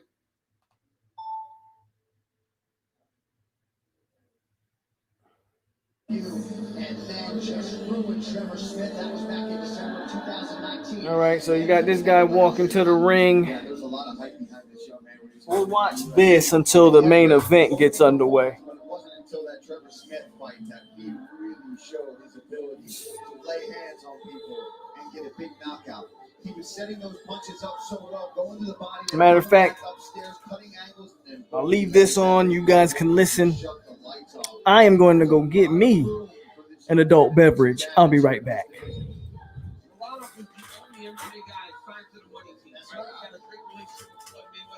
Says that he receives text messages from him on holidays. Very proud of that relationship. But he also has a great connection with the fans and the people from his region. Czech Republic, Russia, the United States, Uzbekistan. This guy is representing so much more than just his himself. And as we talked about the Trevor Smith fight, it wasn't a competitive fight at the time, but as it went on, you start to see the difference in the level, and you look around and start to pull away. And then Paul said, and that right hand shut the lights off. And it really showed you that when this kid is on and clicking, he is a dangerous fighter. Anyone at middleweight. 16 wins by knockout. Come on. The over analytics show that. Is 13.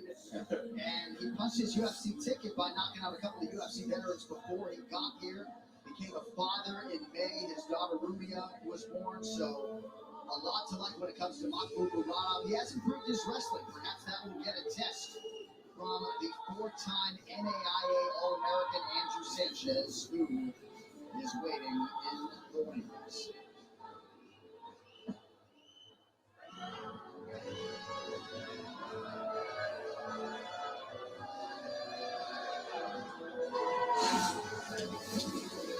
Andrew Sanchez excited for the pay-per-view showcase tonight, representing TriStar Gym DC. He makes his 9th UFC appearance, and you know I'm coming to you on the wrestler, 2-time NAIA national champion. He and Jake Collier back in the day in St. Louis, they called him the Bash Brothers.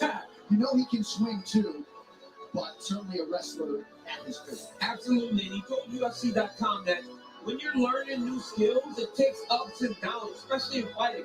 He says like a 1,000-piece puzzle. You get little pieces here and there, but eventually you got to connect the dots between all the pieces. He said that he's finally connecting the dots. That's why you saw the viciousness in his last performance as he knocked out Wellington Turman. He says that, of course he can wrestle. He spent a lifetime developing those skills. But now everything else, from the striking to the weight cutting to handling and being a professional, has fallen into place. And you're only going to see a better Andrew Sanchez. Got the crown peach, guys. So I am back. Paid off for him so well. So all those things that he was trying to put together, they finally clicked. West Duval, know what is up, my brother. Tonight we are doing some fight night, but I appreciate your support, man. Matter of fact, let's go see if that main event has started yet, because that's what we are here for. That's what we care about. And I do got the crown peach on deck, so it's time to get it started. Hold on. Tonight, we captured some great audio in the corner during this fight, and we call it Trainer Tracks. Okay, we're going to go back to the UFC. If you're not moving your head, you move your feet. If you're not moving your feet, you move your head. And until that main event start. Reach advantage of an inch and a half for move up. Right now for the introductions, here's 286 pounders at the middleweight division. Let's see how long this fight lasts, folks. Introducing first, fighting out of the blue corner, a mixed martial artist holding the best civil record, 24 wins, 6 losses. He stands 6 feet 2 inches tall, weighing in at 186 pounds. I have no idea about either one of these guys, but I'm going for the American.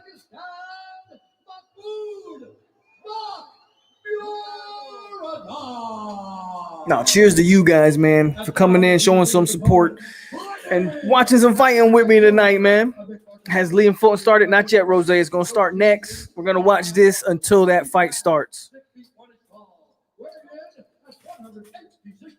Andrew Sanchez. He's an underdog. I'm going to go for the American. I'm probably dead wrong. Sanchez! When the action begins, a referee in charge, Jason Berta. final assignment. Who's on UFC right now? What's going on? Gaming Nova. So right now, we're still on the undercard. You've got Mahmoud. Again, I don't know these guys. I'm a UFC casual. Mahmoud versus Sanchez, or Marota versus Sanchez. Sanchez is the American. The other guy's from Uzbekistan. I'm going for the American, but quite frankly, I think the other guy's the favorite. We'll see. We'll see. So grab your drink, light your blunt, or whatever it is you indulge in. Me, I got my Crown Peach on me tonight. Let's sit back and kick it. and make him more hesitant. Yeah, that's nice that he's just pumping that. It's going to set up his Sit back and kick it, baby. If he can get him the fight, get him the head level change as Sanchez fakes them, that's when you're going to see him lunge in with his punches.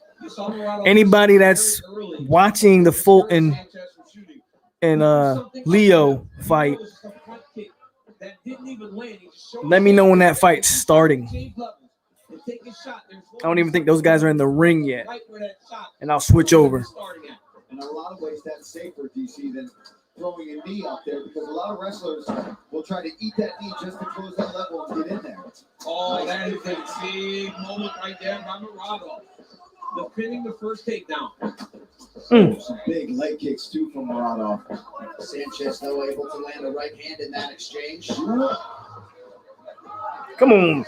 Represent America, guy. Dog it. What are you doing? Never underestimated nobody. Theaters only April 2nd. It looked like Sanchez pulled that kick and Murado missed it. Murado missed it with his hand in his block. If Sanchez would do that through, he might have landed that head kick.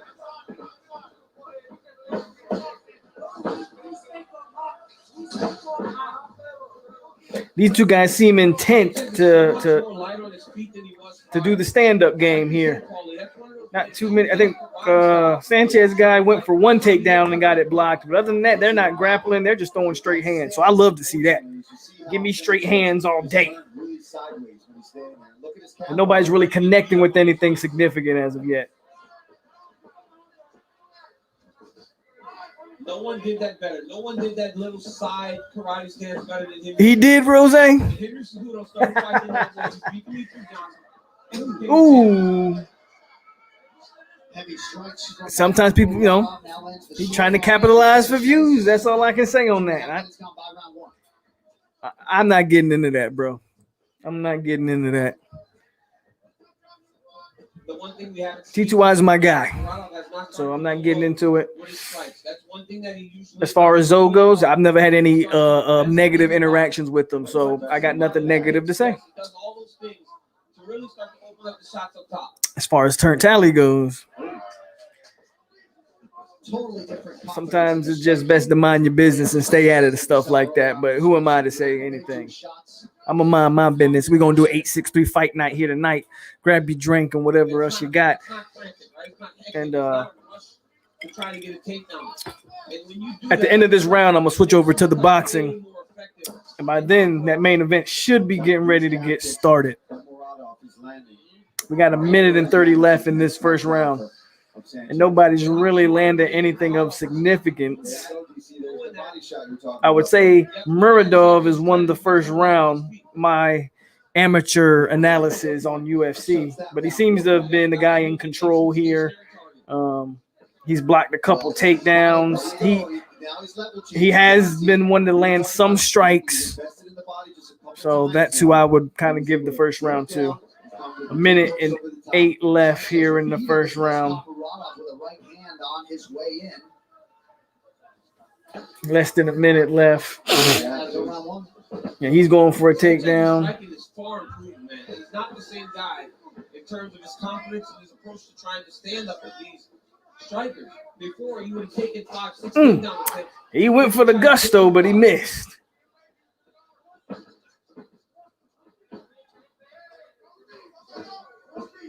$30 seconds left, and then I'm switching over. Off those low kicks, right? Shaking his head and everything Murado throws. It only takes one to land the exact right way, and then you're done. Yeah, absolutely. It doesn't hurt. It doesn't hurt. It doesn't hurt. Oh, he went for the jumping knee strike. He just missed it, though. I think it was partially blocked. This Muradov dude is pretty athletic. Visible damage to the inside and outside of that lead leg. As yet, he doesn't appear to be compromised. 10 seconds left. So smart of Murado, just to give Sanchez the takedown look and let him understand that takedowns are going to be coming back at him in the opposite. All right, let's go. We're going to switch over to boxing. That was actually a pretty decent first round. As fight analyst,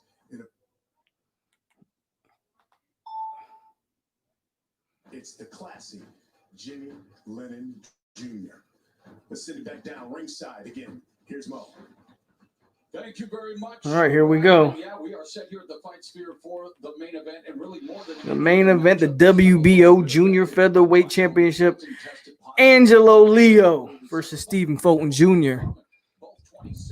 I got Stephen Fulton. Who y'all got? 2 months apart at 94, they've been 122 pounders their entire careers. And tonight, Leo, well, he wants to prove he is a legitimate champion. And of course, Stephen Fulton Jr., in his first attempt at a title, wants to prove that he is going to be the new man at 122. You know, I'll say this about Rose. I'll say this too about that situation. Why would you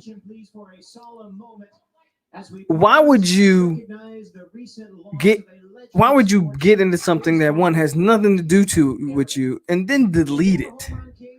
If you're gonna do it, at least stand on it. If it was me and I was gonna do something like that, I would at least stand on it and be like, you know what?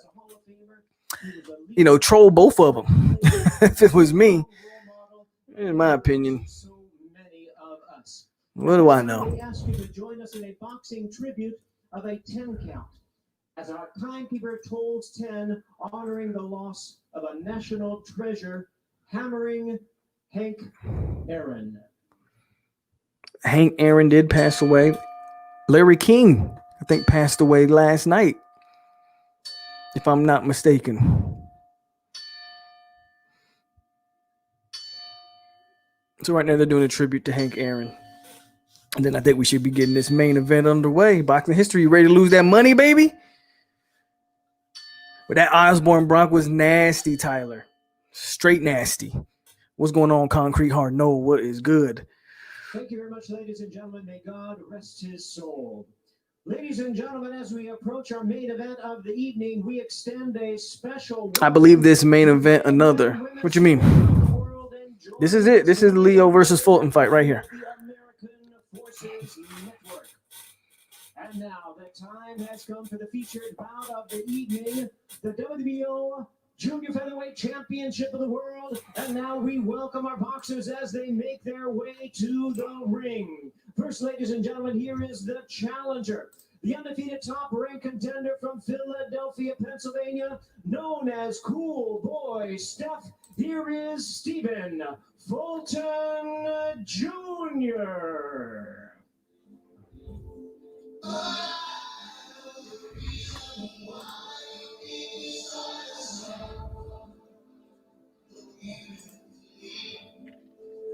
Yep, main event. Fulton's making his way to the ring right now. He is the challenger in this fight, but he's also the favorite in this fight. Slight favorite, I believe.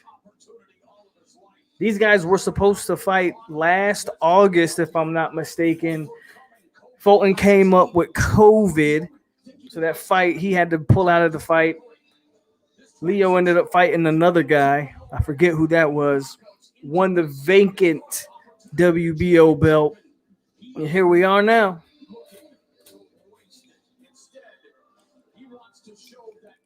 Concrete, what you got, man? What you drinking on tonight, if anything? Who you got between? I got Fulton, man. I got Fulton. Boxing history says he's got 3,000 on Leo. So y'all gonna sit here and witness live a man lose $3,000 or gain $3,000, and he put 6,000 on McGregor, I believe he said. Angelo El Chinito Leo.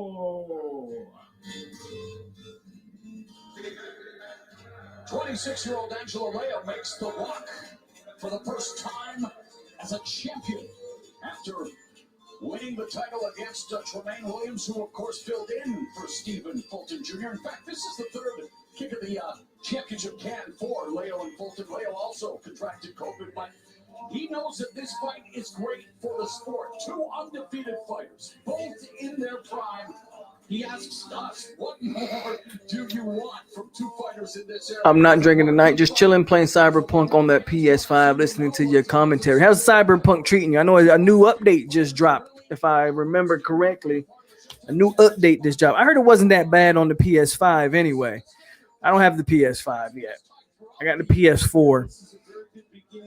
I got a PS4 Pro. And it's playable, but It's playable, but I just, you know.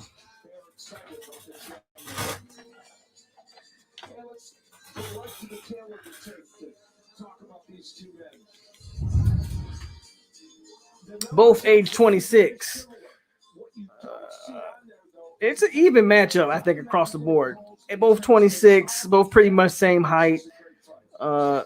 Fulton's got the reach advantage by a couple inches. Only the referee can stop the fight. A fighter can't be saved by the bell in any round. If an accidental foul or headbutt causes a fight to end within 4 rounds, it's a no decision. After 4, they go to the scorecards for a technical decision. So here once again from the fightster, a main event and really as good as it gets in the 122-pound division. And it's, well, as good as it gets when it comes to Jimmy Lennon Jr.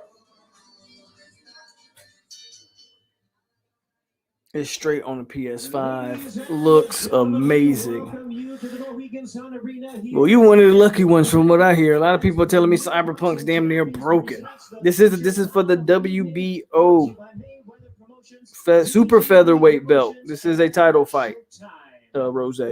I couldn't ride with Turk Tally anymore after that last no night. That last no night was that was the what kind of caused the kind of split up, I guess you can call it, whatever you want to call that. I don't think he liked the way I didn't ride with his narrative. Introducing our third man to the ring, the referee in charge. Rolly won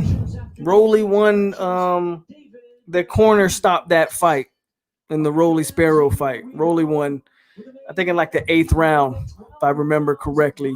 T. Nero.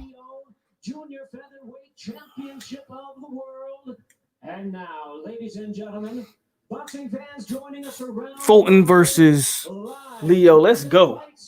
Dance Squad, what's happening?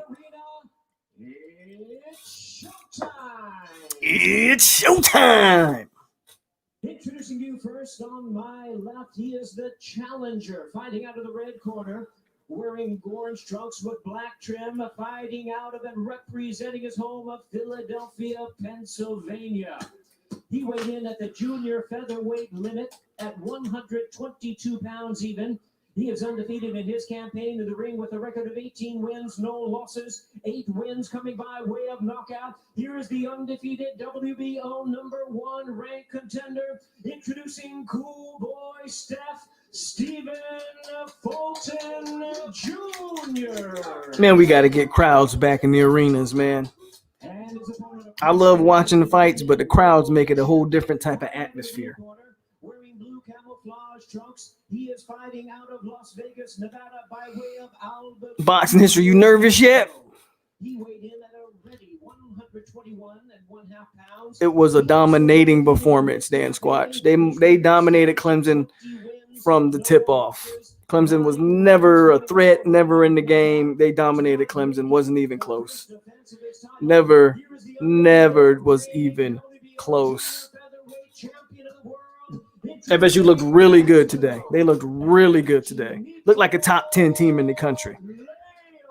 Absolutely loved your Friday night stream. I watched it today at work. Hey, man, appreciate it. That's going to be a new thing. I plan on trying to do that every Friday night, where we just get drunk and talk every topic that comes up. So that's something that I definitely I'm trying to plan on to continue to do. Rose says, I just slowly faded away from him. Doesn't provide good content and never know the players or the recruits' names. Sometimes I wonder, is he a real FSU fan? I'll leave that up for you to decide. We got a fight to watch. Let's do that. Fulton immediately flashing the jab while Leo trying to bring the left hooks to the body.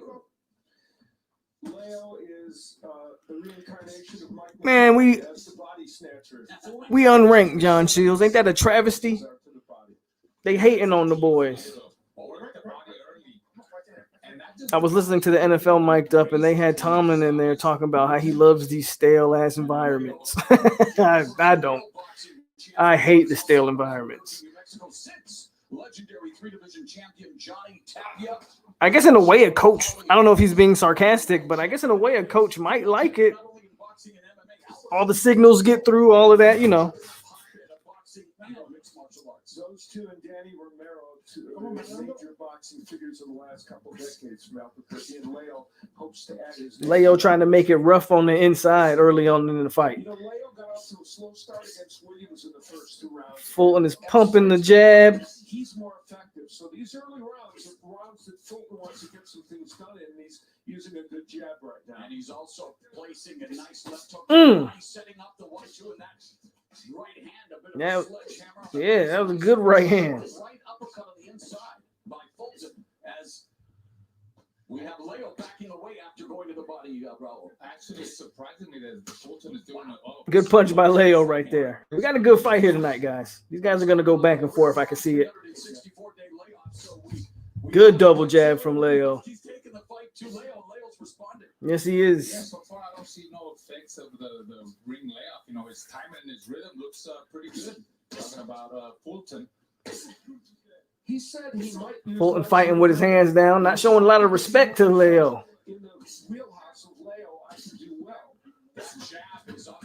It's sharp early for Fulton. This is a good first round. Absolutely, Leo working in the trenches on the inside. Fulton feels Leo's yet to be tested. And meanwhile, Fulton, well, he has overcome ring adversity. He's been knocked down in his career back in 2016. But he came back and knocked out Alberto Soria. That's where Leo needs to take a little step back, half step back to create some distance because Fulton will try to smother them and try to mess up. The ref's letting them fight. The ref's letting them fight, man. They didn't even break that little tie up, which is interesting because Fulton was pushing on the back of the head. Fulton flashing the jab. The jab's going to be the key weapon, but Leo's trying to. Oh, Leo cut? Leo is cut above the eye. I don't know if that came from a headbutt or a punch, but Leo is already cut in the first round. It looks like a bad cut.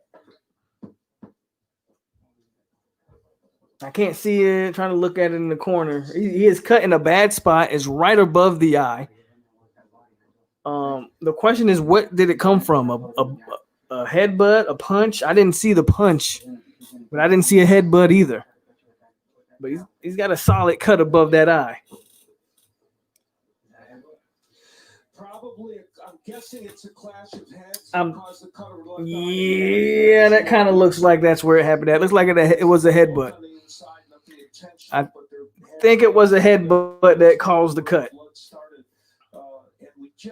So that's good news for Leo if the fight does get stopped.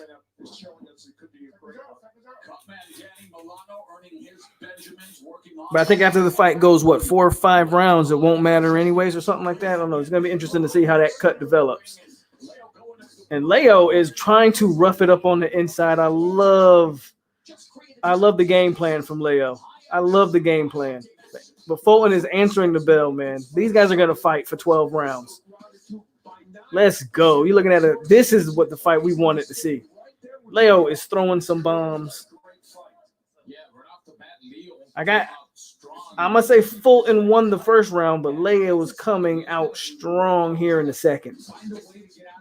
You see a lot of holding on the inside, but you got to keep pecking away. Forget about holding. Sharp jab by Fulton. You know, at the top of the broadcast, I mentioned the Leo cannot let Fulton start pumping that jab again. That is the bread and butter. Nice body shot from Leo. Leo, and it's just the 1 minute into the second round. And Fulton also doing some good body work in the inside.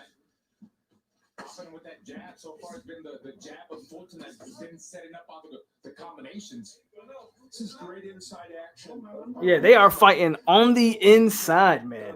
Using hyperbole by saying that he could fight on the inside. He's doing a good job, as is Leo. And Leo looking to overcome the adversity of being cut for the first time as a professional. And so far, it doesn't seem to be bothering him, but those body shots could be bothering him. Fulton going back on the inside. They are not giving each other room to breathe in this fight. Ooh, good trade right there. Both connected on some pretty wide looping shots. He's not a guy that's just gonna stand there and fight. You know, he'll move to the right or to the left. He's never really in front of you. And even if the alphabets. Good 1-2 from Fulton on the ropes. Leo still digging to that body. Fulton digging to the body. Against a champion in Angelo Leo who looks to add to Gil Clancy's. The eye's not being a factor right now. It doesn't look like he's bleeding anymore. So good job from the corner to stop the bleeding. Ooh, this is going to be a tough. This is a tough round to judge. This is going to be a tough. Oh, the eye just opened up. This is going to be a tough round for me to judge. I think Fulton is getting the best of Leo, and you know he's fighting. Fulton, I feel, is fighting Leo's fight, and he's beating him at that way. Leo looking to shoot shot in the body. Commentary team's kind of leaning towards Fulton. And it looks like they're fighting like they're in the Connecticut Boxing Hall of Fame. It's hard to necessarily disagree, but I might give Leo the second round just off GP. Give him the second round and make this a 1-1 fight. That was a tough round to judge, guys. That was a tough round. Tyler says Muradov knocked him out. Uh-oh. What's up, man? Football? I want it. Muradov knocked him out in the third. Come on, Sanchez. Supposed to be the American. Got knocked out. Look at the result of one of the clashes of heads. There were more than one in that round, and who knows which one created the cut. That's one right there that might have. But their heads would come together several other times as well. Here we are again with their heads banging. That might have been the one actually, and it was. There you see. I think you're going to see a little blood spurting out. Yes, that was where it happened, and it's going to keep happening because the way they're wrestling into each other, especially Third round. It's a championship boxing match, And they are fighting on the inside in a tough fight, man. headbutts are actually legal, believe it or not, but not here tonight. In this 122-pound championship match, and two quality operators showcasing their skills just as we expect. What's up? You know, we didn't get a chance to actually throw the keys in, so I'll just mention that. But for Leo, I think it's cutting off the ring, though he hasn't had to because Fulton's standing in front of him. Be physical and, of course, do that body work. And for Fulton, using angles and movement, which he's starting to do now, counter effectively and land a straight right hand, which he has on occasion done. Yeah, you want some? Exactly. That's You have no idea what you're drinking. I wanted to see from the beginning. Now he's really establishing that range, controlling the range, controlling the pace, popping that jab, moving to the right, moving to the left, just being really smart. Neil's got to take a very deliberate approach. I mean, he just can't. He's taking. I don't know the card, Dan Squatch. I don't know the UFC card, the total card. I'm not going to lie to you. Los Bones says Leo's always a slow starter. Body shots will save Leo. They're both working the body very good, though, Los. They're both mixing it up very good inside. It's been a very good fight so far. I got it 1-1 for each guy. But I think Fulton is winning the fight. I got it 1-1, but I could see how it'd be 2-0 for Fulton. But Leo's fighting a damn hard fight.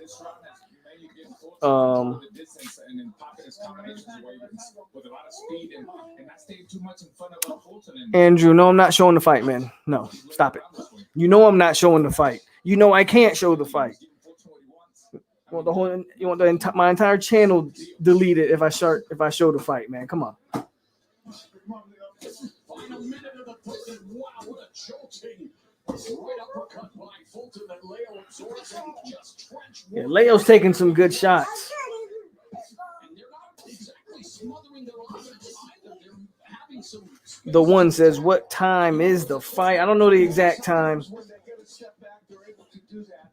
And both men have done good work on the inside. The key punch to look for is the uppercut. I know they're still on the undercard. Andrew, you know it's not legal. Man, don't ask me no crazy question like that. You know good and damn well I can't show the fight. Where you from? You know it's not legal. Ooh. Good combo from Leo. It's a burgeoning one, lots of talent, and we are seeing it on display here tonight. Good uppercut from Fulton, man. Speaking of 122, let's go to BC. Thank you. These guys are fighting tonight, man. Listen, you said coming into this fight, I don't want to just barely win. I want to stand out. You beat an unbeaten guy here tonight. Do you believe you did that? Oh, yeah. The one says, if you make your stream private, as soon as you finish the stream, it won't get your channel deleted. As soon as I start the stream, they'll cut the channel midstream. Believe me. No, the fight hasn't started. What's your favorite flavor crayon, Andrew? Muhammad Amir Khan. Yo, show the fight. No, I'm not doing it. Look, I see the views starting to pick up. I am not showing the fight, folks. I'm not showing the fight. This is a live commentary stream. My reactions. No, I'm not showing the fight. Where can you see the fight for free? I'm watching the fight I paid for. There you go. At least Mango saying he's paid for the fight. He's watching the fight, but he's in here just kicking it.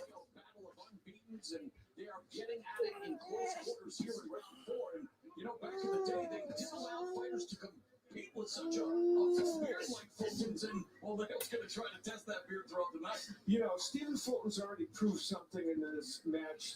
He said, I can fight Leo's fight and do well. And even though this is a very close fight. How you going to get mad at me because I won't show the fight? You guys are funny. That's very impressive.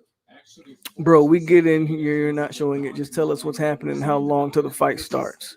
You say we get it, but yet I got people asking me every 5 seconds that I'm not, am I showing the fight? So by all means, pretty sure there's a ton of other people doing live streams on the fight, man.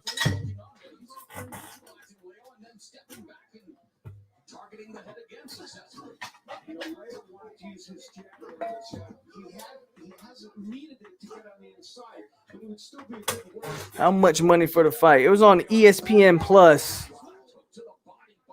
I think for $60 or something like that.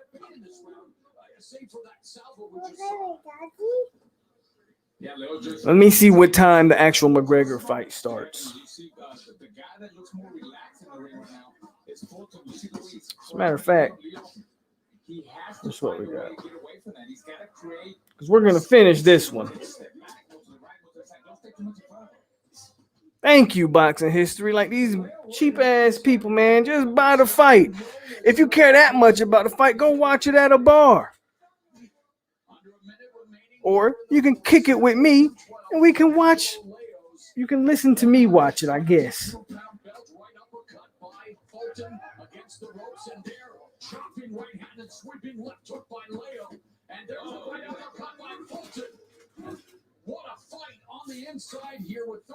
Right now, we in the 4th round. This is not the McGregor fight, by the way. This is the Fulton versus Leo fight. We're in the 4th round.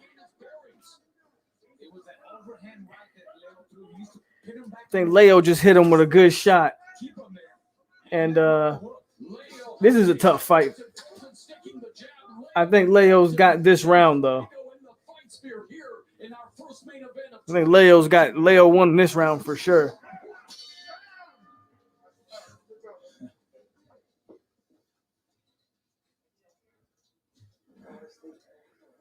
I'm trying to bring up the McGregor fight on my phone.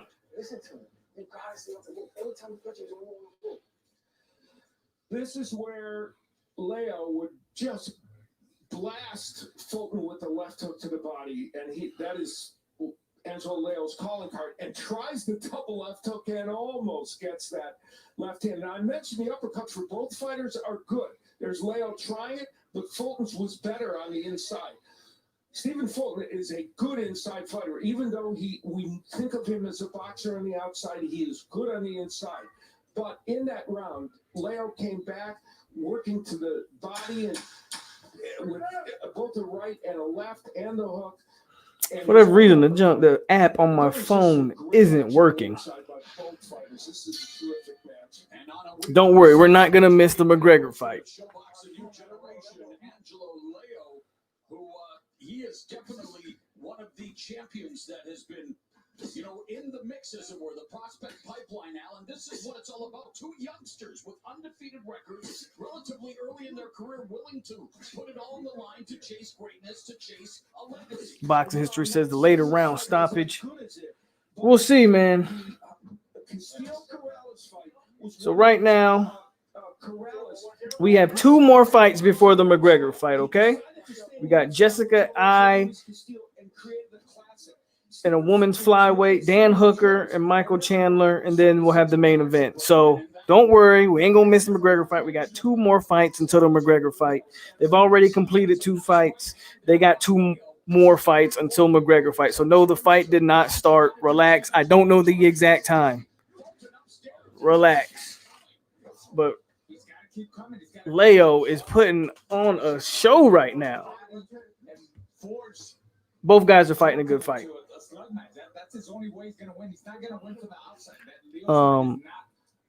Yo, I did away with the cable a year ago. Best decision I ever made. I'm thinking about it. What time did the fight start? No. Where you from? From Florida, my man.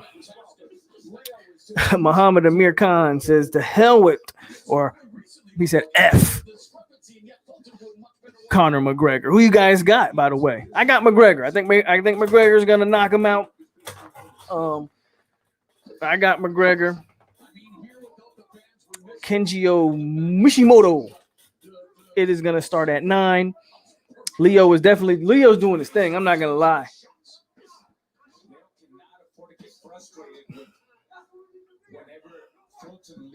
We're in the 5th round of a 12-round championship fight.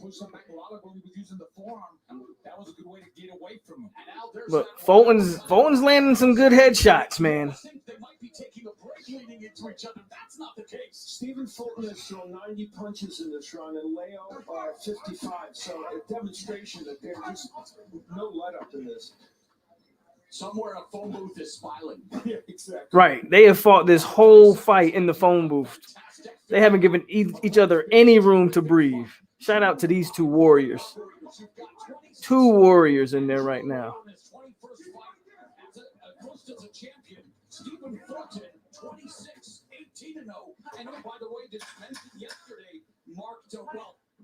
Good uppercut from Fulton in the inside.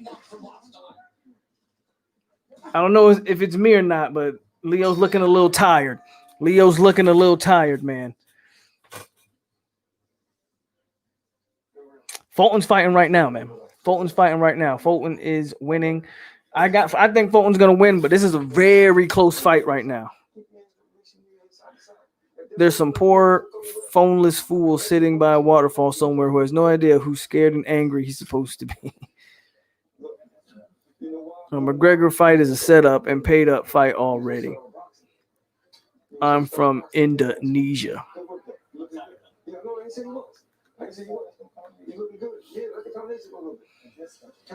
All right.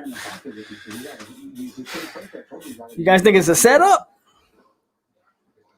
High volume of punches in this fight. Bro, they are battling in this fight, Rose. If you guys have Infinity, you can see the fight for free. There you go. Andrew, let them know. If they have Infinity, they can watch the fight for free. I mean, it won't be till after the fight's over and all that stuff, but I'm coming here asking me to show the fight because it ain't happening. Alexa, turn off room light 1. Alexa, turn off room light 2. Actually, Alexa, turn on room light 1. All right, we'll leave it like that. 6th round. don't know. Leo looks like he's slowing down a little bit, man. At long range, he's got a beautiful jab. And Boxing history's getting kind of quiet. He's got $3,000 on the line. Fulton's teeing off, man.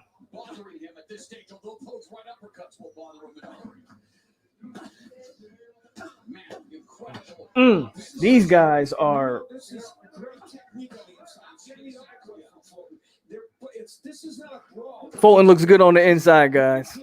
Fulton looks good on the inside. We thought Leo would wear Fulton down. I think Fulton's wearing Leo down with the body shots. This is a damn good fight. And this is Leo's style, man. This is Leo's style, but Fulton is up to the task.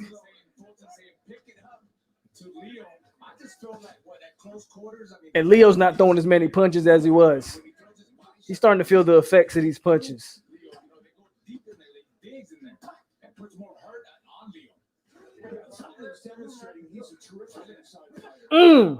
Big punch from Fulton. Leo's lucky he's still standing. And they are just swinging. They're not even punch weary yet here in round 6. A minute left in the first half of this championship fight. And they continue to try to tattoo each other at will. Who will be able to keep this pace up? Leo is known as a fighter who does well as the fight continues, but he has taken some punishment. Yeah, he's taking some punishment. that pace with the body shots that Fulton is hitting him with. This was a damn good round for Fulton, man. No, you can't see Jokey. Sorry, not gonna happen. Damn good round from Fulton, guys. If you can hear it. Matter of fact, let me check my audio. Oh yeah, y'all can hear it fine. Fulton is laying some shots down, man.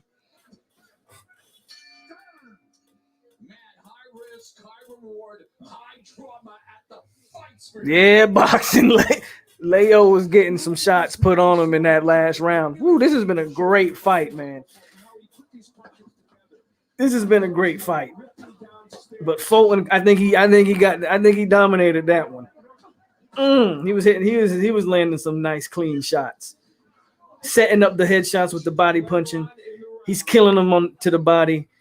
And that's leaving the head wide open. And Fulton landed some. Look at this. He's lucky. Oh, Leo's lucky he's still standing after that punch. Ooh. Yes. And then a nasty uppercut to end the round. Fulton's teeing off, folks. Fulton is teeing off here tonight. I gotta hop out. I'll be back on the bed. All right, Dan Squatch, come on. Don't be scared. You know you're always welcome.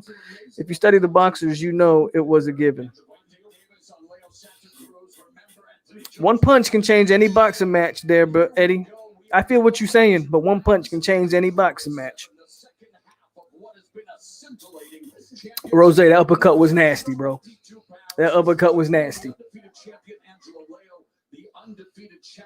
And what's crazy is Fulton goes right back to the body with him. Fulton's got the reach advantage and he doesn't care. He's fighting this guy's fight and he's beating him at it.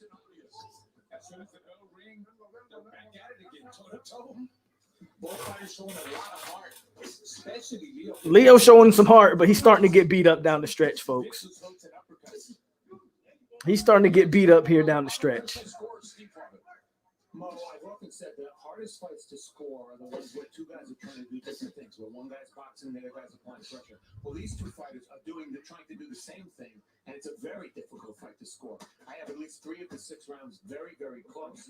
I've given Fulton a slight edge. I have him ahead 58-56. If someone wants to argue with that score, I stopped trying to score it. I'm not even going to lie. I'm just watching it and enjoying it. Fulton definitely won that last round. And I think Leo's slowing down overall anyway. Because Fulton's still killing them to the body. He's setting up clean shots to the head. I feel like it's only a matter of time for he catches Leo. And there's a right uppercut just glancing off the chin. Leo swinging Eddie, I'm not gonna bet you because we bet in the same guy, but Boxing History made a $3,000 bet on Leo, and I think he about to be out $3,000.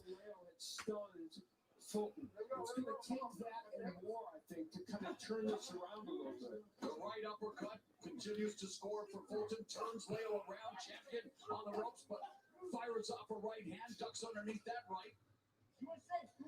And Leo has landed a lot of body punches. According to show stats, 86, and there's yet another one. It's just it hasn't slowed Fulton down. Speaking of show stats, our punch counters have informed me they want danger pay here tonight. 45. Ooh, man, Leo can take a punch, guys. Leo can take a punch. Now, Fulton's not known as a knockout guy. He's only got 8 knockouts. But he's landing some clean shots to the head. And it all started with the body work. Now, I don't like how he's pushing down on the head right there. I feel like the ref should get in there and stop that. But the ref's letting him fight. On cue, he bounces off. 5 seconds left in the 7th. It is a barn burner here in the barn known as the Fight Spear.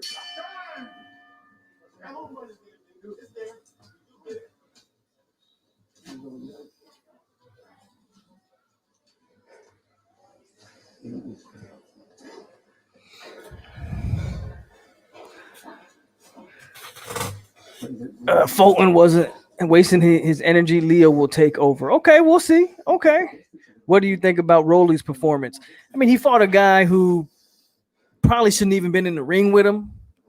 Official Miguel, if we're talking about Rolly. Look good. I like his attitude. He's got a nasty demeanor about him.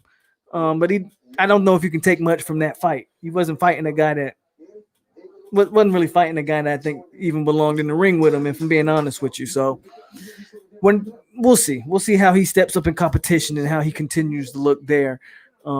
Fulton is conditioned. He ain't getting tired right now. Smell a knockout. I'm with you, Rose. I feel like a knockout's coming. Round 8 to 12. Over the left side of Angelo Leo as round 8 begins, and immediately they fire off the jabs. They both sparred with famous fighters, and Nonito Donaire sparred with Leo during this fight, and Fulton has often sparred with Carl Frampton. Both say those men have helped them. And now playing the role of Mark Vaz is Danny Milano. Leo came out with this round with some urgency, which he needs. I think he can feel the fight slipping. He had to come out with some urgency, and it looks like that's what he's doing. Fulton's got to match that energy. Fulton's won the inside game. I think people are overlooking that. He's winning the inside game because the inside game has set up the power punching up top. Which is what his dad was telling him to do.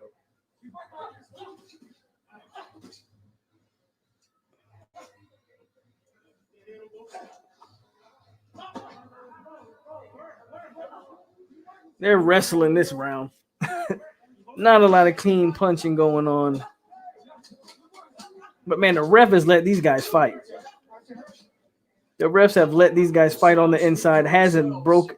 You can't even tell the refs in this fight because he has let these guys tangle up, tussle. Really good fight. I didn't expect too much of this, and he's showing a lot of excellence and showing me different dimensions in this fight. You know, he just can't fight on the outside, but he could fight on the inside. Doing a great job. He warned us that he might do that, and he wasn't wrong. You know, he's done it so effectively in this fight. Yeah. Those shots, what Fulton just did. Nice uppercut.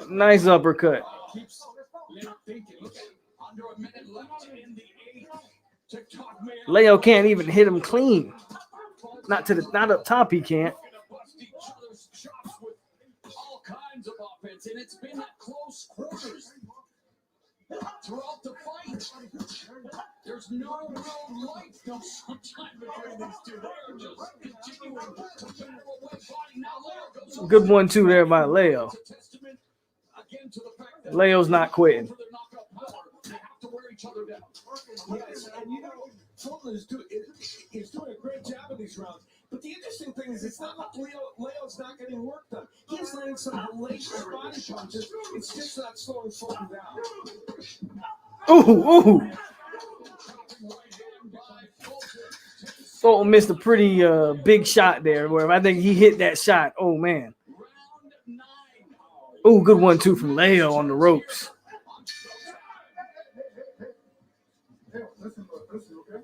Whew.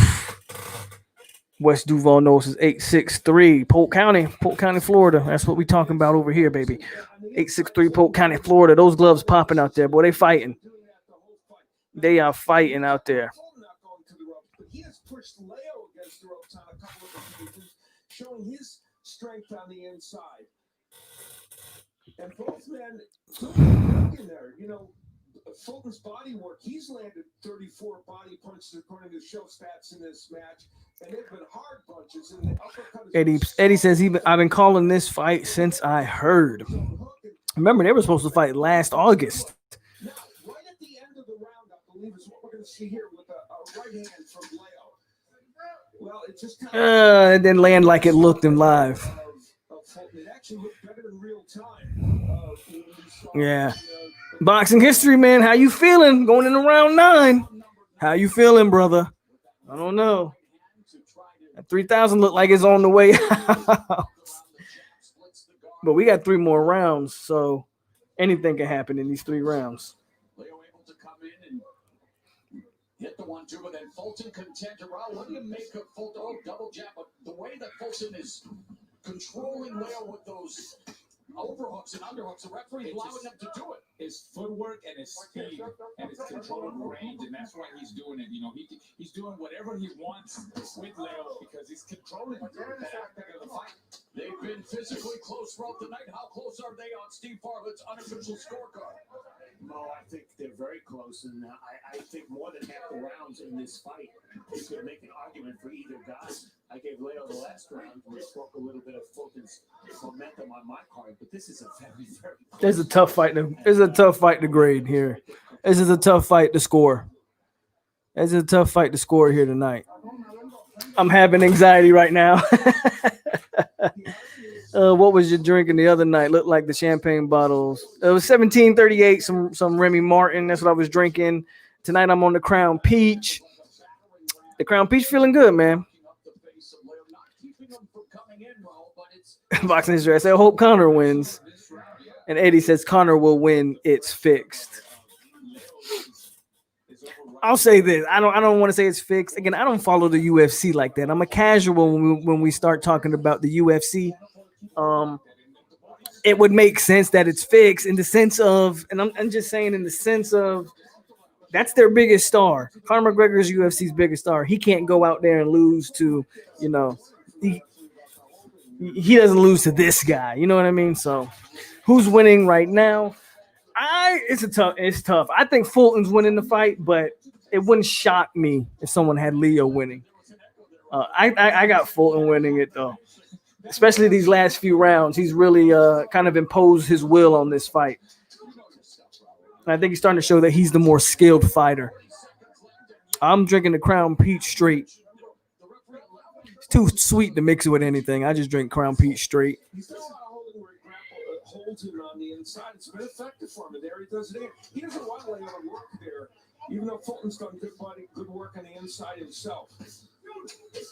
Both of these fighters have had to overcome hard scrabble upbringings. I know it's a story for a lot of people who take up boxing, looking to escape. Well, here tonight, Fulton and Leo putting it all on the line, wanting to ensure bright futures for themselves and their families. Going into the 10th round. Again, another tough round to score, man. Fulton looks like the more in control fighter, though. Fulton looks like the more in control fighter. Josie says he's a fan of Steph. And Rose, he is jabbing his ass. I agree. That jab might be what takes the fight home for Fulton down the stretch. I think he's done enough work inside to where if he just boxes him on the outside, hit him with a consistent jab the rest of the fight, I think he takes it home. First time I had that peach joint, I had mixed it with Sprite. It was really good. It's the first time I had it, I mixed it with the cranberry peach flavor. Never again. I drank so much of it, I got sick. It felt like I was drinking straight juice. Ever since then, I drink it straight. I woke up the next morning so sick. Besh Tappa. If this fight goes to decision, I think Fulton will be robbed. I hope not. I hope not. It's a close fight, but I think the last about 2 or 3 rounds, Fulton's kind of made separation. I think he's shown that he's the better fighter in there these last few rounds. We're going to see, though. We're going to see how they close up. We're in the championship rounds. Well, not yet. Next round and the 12th round will be in the championship rounds. But we're in round 10 here. Steve Fairhood's card has it 87-84 Fulton. I stopped scoring the fight. I'm just enjoying the fight for what it is. It's a damn good fight. This is a damn good fight.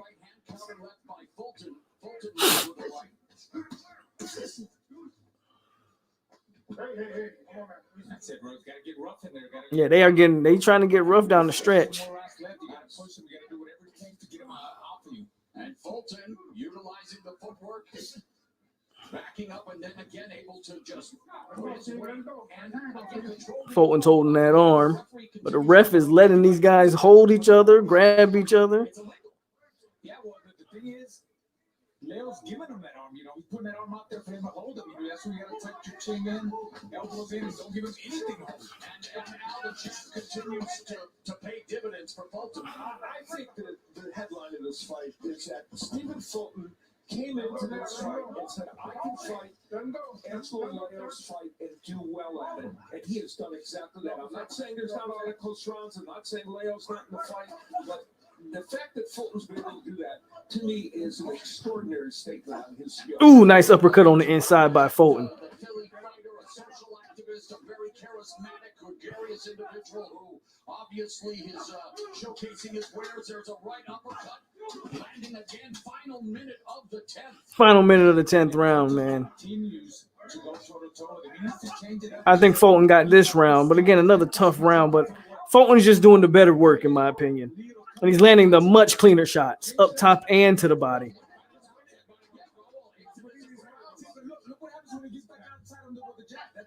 And the crazy thing about Fulton, if he wanted to, he could stay on the outside and jab him to death all night. And he's choosing to get inside and mix it up. And Leo now looking to go to the body again. Fulton still firing back out. Yeah, and you know, Leo is still, as you said, kind of pushing, still landing those body shots. Good one, too. Yeah, Fulton's taking over here down the stretch, guys. Well, I understand what you're saying, but it's working for Fulton right now. It is. And I mean, Fulton's taking over here down the stretch.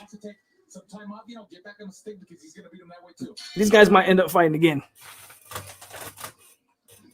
If this fight goes to read that one. Yeah, it's a really nice drink. I'm not a fan of the drinks that fight back when you drink them. I hope not. That's bullshit if so. After this fight, we will be tuning on to the UFC event, and we're going to watch the rest of the stream on the UFC event. Oh, Leo's corner just told him, if you don't get a knockout, you're not winning. So that just tells you everything you guys need to know about who's winning this fight so far. That's coming from Leo's own corner. It's coming from Leo's own corner. Using the jab and the right hand. Yeah, Fulton's taking the end of this fight over. With him on the inside. And that's the part that's been the part of Fulton's game that may surprise a lot of people. What didn't surprise him, he said he was going to be able to do it. All right, man, here we go. Championship rounds. We're in the 11th round. I think Fulton's got this fight. He down the stretch, last 3, 4, 5 rounds. He's really starting to impose his will and dominate. I think the first 6 rounds were very close, but he's kind of made some separation here down the stretch. Fulton has, I'm talking about. And his defense is very damn good. Those are two good examples of great, rivalries. Yes. And these two could be rivals. Yeah, and they're, what they're doing is a facsimile of that. That's very, very good.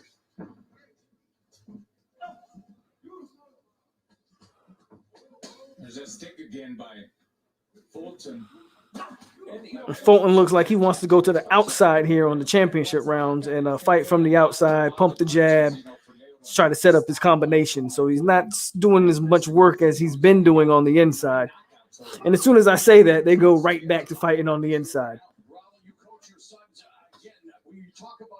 I'll say that for the first minute of this fight, though, Fulton was fighting on the outside. Now they're back inside.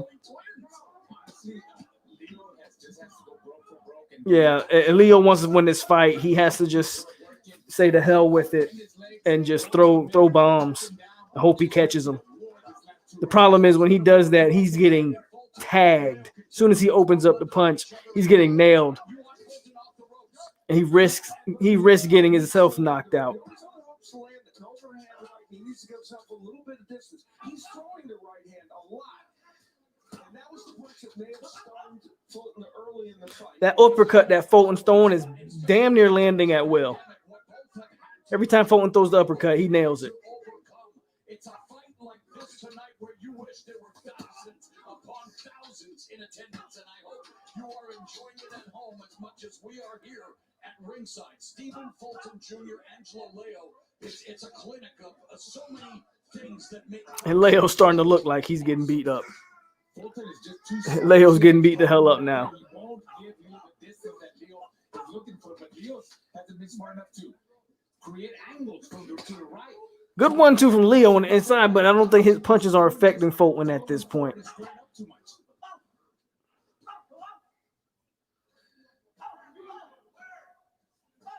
Angelo Leo's head is in that center line more and more. Yeah, and Leo's not moving his head anymore. The jab of Fulton, and then he goes downstairs. Final 15 seconds, and now it's Stephen Fulton Jr. has the attitude, and Angelo Leo has to pull his way in. And Fulton's starting to feel himself, guys. This fight's all but in the bag unless Leo can land something crazy here in the 12th round. Fulton just won the WBO Super Featherweight Championship. He is studying this fight, knowing that he wants to upgrade. 42. Well, we had 42. We got 37. Man, hit the like button. We chilling. People ready for the Conor fight. Fulton just been doing good, and he's on his craft. He just seems like he wants more real champ status. Hit the like button, folks. Tell him again, Rose. Hit the like button if you haven't. And here we go. Leo's got to go for broke. Be smart. They say, and let's work, champ. You hear me? Be smart. You got a new champ. Are you Native American? No, I am not Native American, Billy. Well, last Wednesday, we declared Angelo Leo Day in his hometown of Albuquerque, New Mexico. Here as we start the 12th and final round of a fantastic fight. He wants to make his hometown proud, but so does Stephen Fulton Jr. representing Philadelphia. And what a fight it has been, coming down now to the final 3 minutes. The jab of Stephen Fulton Jr. And now Fulton's going to jab from the outside. The truth is, Fulton could have been doing this the entire fight. Could have been jabbing from the outside. And he chose to fight inside and fight Leo's type of fight. And I think he beat him at it.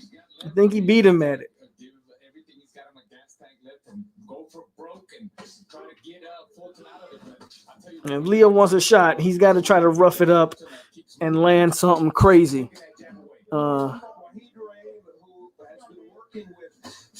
Fulton's winning. There's no way they rob him in this performance. The first half of the fight was close, not gonna lie. First half of the fight was extremely close. Their undefeated marks. Just amazing. Absolutely. And the effort and Eddie says he don't follow either. He just follow the money. I don't blame you, especially if you're a bettor. 12th round, who's winning? I got Fulton winning. Billy McGill says, "Are you Mexican?" No, I'm what you would label as a niggerican.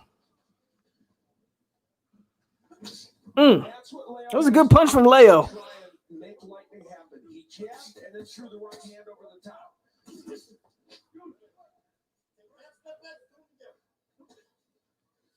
Half step back and put them together. Very clear, concise instructions from Fulton's corner.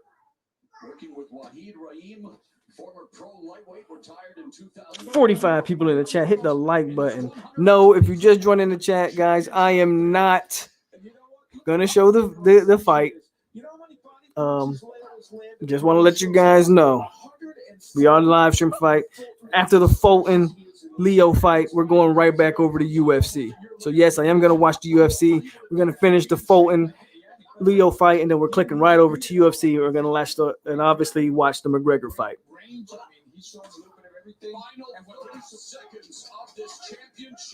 But I think we got a new WBO champion.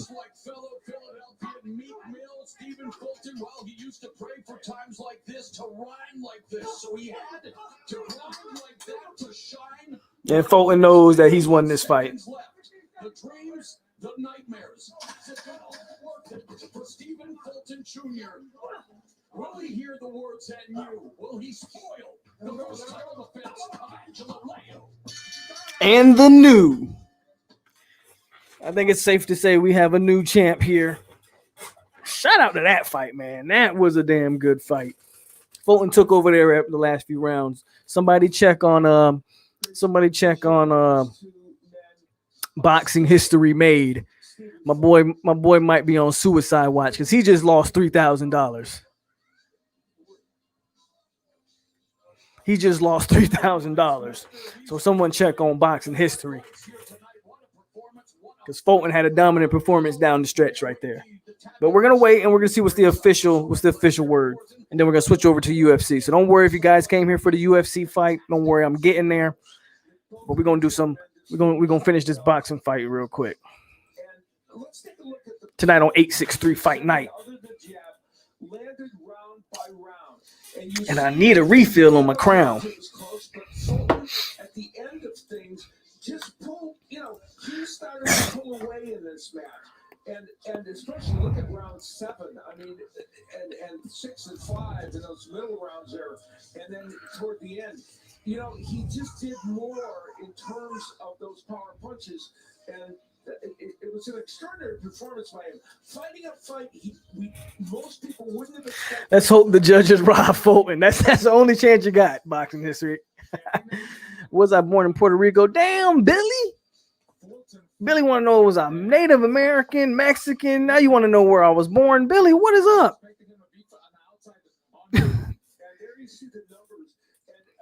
No, I wasn't born in Puerto Rico, man. 44% of his power punches. He landed only 35.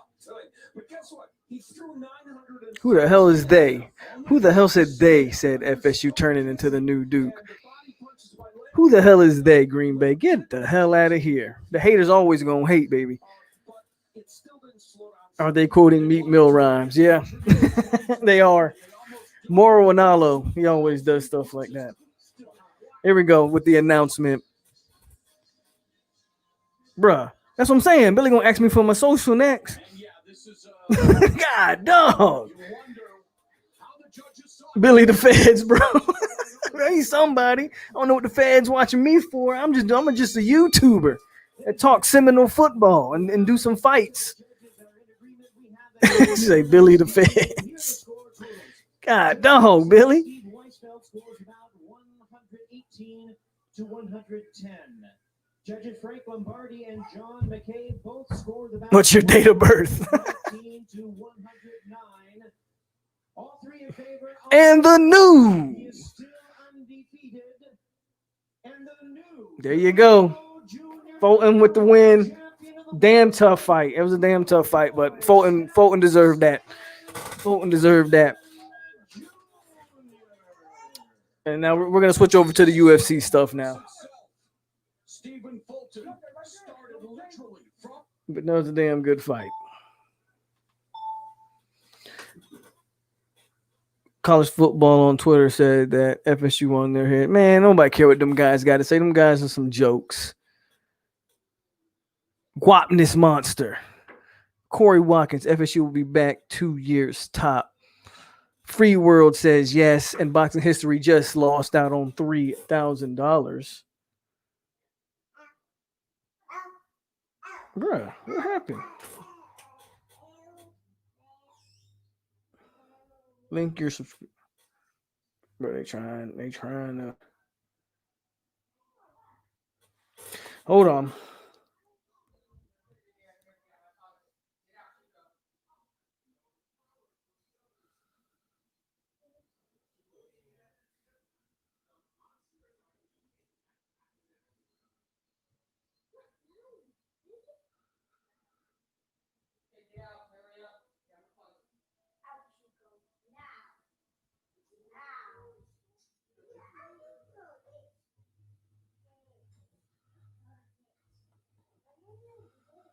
Damn thing logged me out.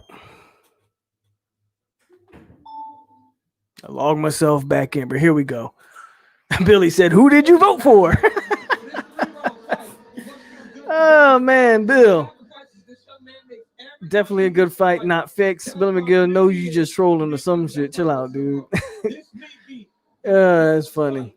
For a debut you could get in the UFC in a tough Dan Hooker. Paul Felder, Dan Hooker hitting the inspection zone right now. This fighter's description is brought to you by P3, the official protein snack of UFC. So much mutual respect between you two after going 25 hard. And Dan Hooker has all right. We got. I think this is the fight before the main event. So you got Dan Hooker. I think this is the fight, right? Yep, Dan Hooker versus Michael Chandler, lightweight. This is the fight before the main event, so we got here right on time, baby. One of the top 5, if not top 3 fighters in the world because he's so talented, he's so tough, like we talked about, right? And before this fight starts, I'm gonna go refill this drink, so I'll be right back with you guys. Ignore the kid with the afro in the back. Yo, man, what are you doing? He doesn't believe that Chandler has fought anybody like him in terms of the length, the switch stances. And by the way, Dan Hooker has essentially mastered both of those stances now. And he also talked about the 30-foot octagon compared to the 25-footer at the Apex back in Las Vegas, the one in which he fought Dustin Poirier. He called it bloody tiny and believes this one gives him a lot more room to work his footwork and his skills. All right, co-main event is upon us. This deal to tape is sponsored by Howler Head. The Cuban Dan Hooker is 30, the American Michael Chandler 34. Obvious discrepancy in height. Both fighters making the weight. 3.5-inch reach advantage with Dan Hooker.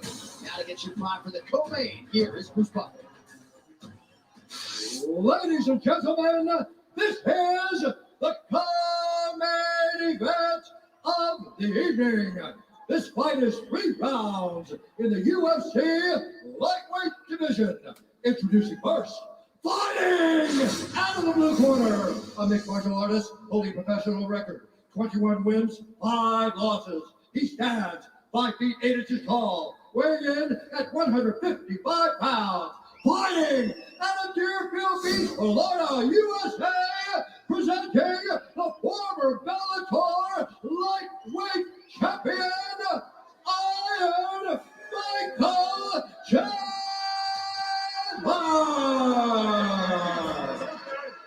And now introducing his opponent, fighting out of the red corner, a mixed martial artist holding professional record, 19 wins, 8 losses. He stands 6 feet tall, weighing in at 156 pounds.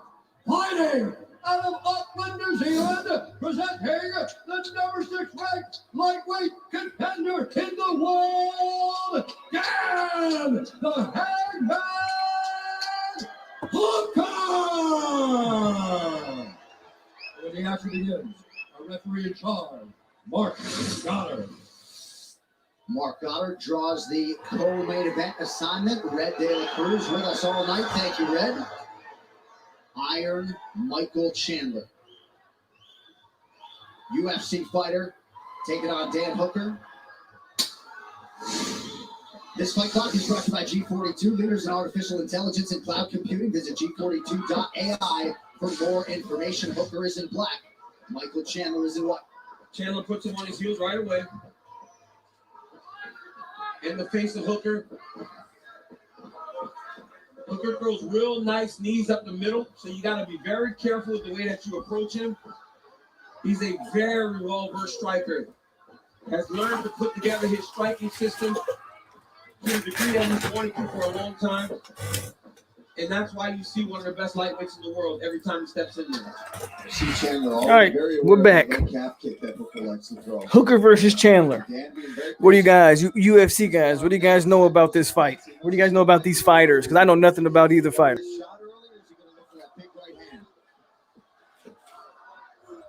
Universal Pictures presents Nobody, starring Bob Odenkirk. Never underestimate a nobody. In theaters only, April 2nd. And that's the thing about Chandler, right? He's very explosive guy wrestling, but also with the stand-up. I mean, in his last fight against Vincent Henderson, he put him out the moment he landed. And you saw him with the same... Hey, man, what you doing? Approach rate in his opponent's face, and he just explodes into you. Michael Chandler is a fantastic athlete. Can't show the fight, Chico. Stop.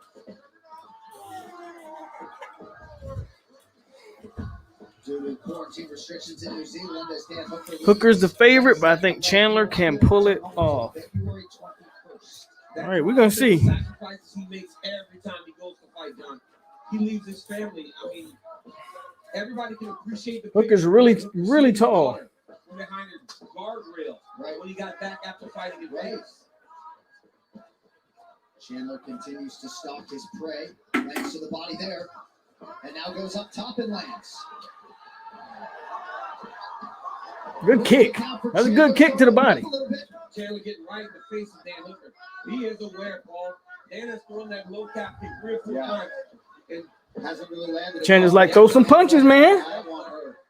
That was a good kick to the leg, to the calf. Ooh! Chandler with the knockdown. I don't know. He finished it. He finished it. And Chandler finished it. Boxing history called it. He said he thought Chandler could pull it off, and Chandler knocked him out in the first round. Man. Let's go, boy, the American. He caught him square on the chin, and that was it. Finished him off. Green Bay say that. The main guy is here. Man, Lil Pope about to get beat up for bothering me. Steph Curry passed Reggie Miller for most 3-pointers made ever. Oh, Steph's gonna have that record when it's all said and done. Boxing history. Next time Fulton fight, you know where to put the money. Any channel have a full stream? Don't know, man. But it ain't gonna be here. I'm not showing the fight here. Should have put money on this fight. Look at this. He caught him square on the chin. That time he let the left hook fly over the top. And the ref gave him a chance to boom, right on the chin. Shuts off the lights. Hooker tries to survive because he's just so tough. But I mean, come on, man. You cannot get hit by a powerhouse like Michael Chandler. And when Hooker tried to wrestle, Chandler got enough space to just go off. Yeah, he was teeing off. Yeah, you should have put money on that one. Want to talk about making a UFC debut? Michael Chandler just did it as good as you can. And look at this flip. I just hope he didn't hurt himself on this flip. That's from all that CrossFit that Michael Chandler seems to do. So I mean, I don't watch the UFC like that. But one thing I said about these UFC guys, man, these guys are some legit athletes. These guys are some crazy level athletes. So many had opinions as to how this would go. Couldn't have gone much better. The official decision is brought to you by Guaranteed Rate Mortgage. You can save massive money on your mortgage with incredibly low rates from Guaranteed Rate. Act now by visiting. All right, so the main event is next, folks. Ladies and gentlemen, referee Mark Goddard has called a stop to the contest at 2 minutes, 30 seconds of the very first round. Declaring the winner by TKO Iron Michael Chandler.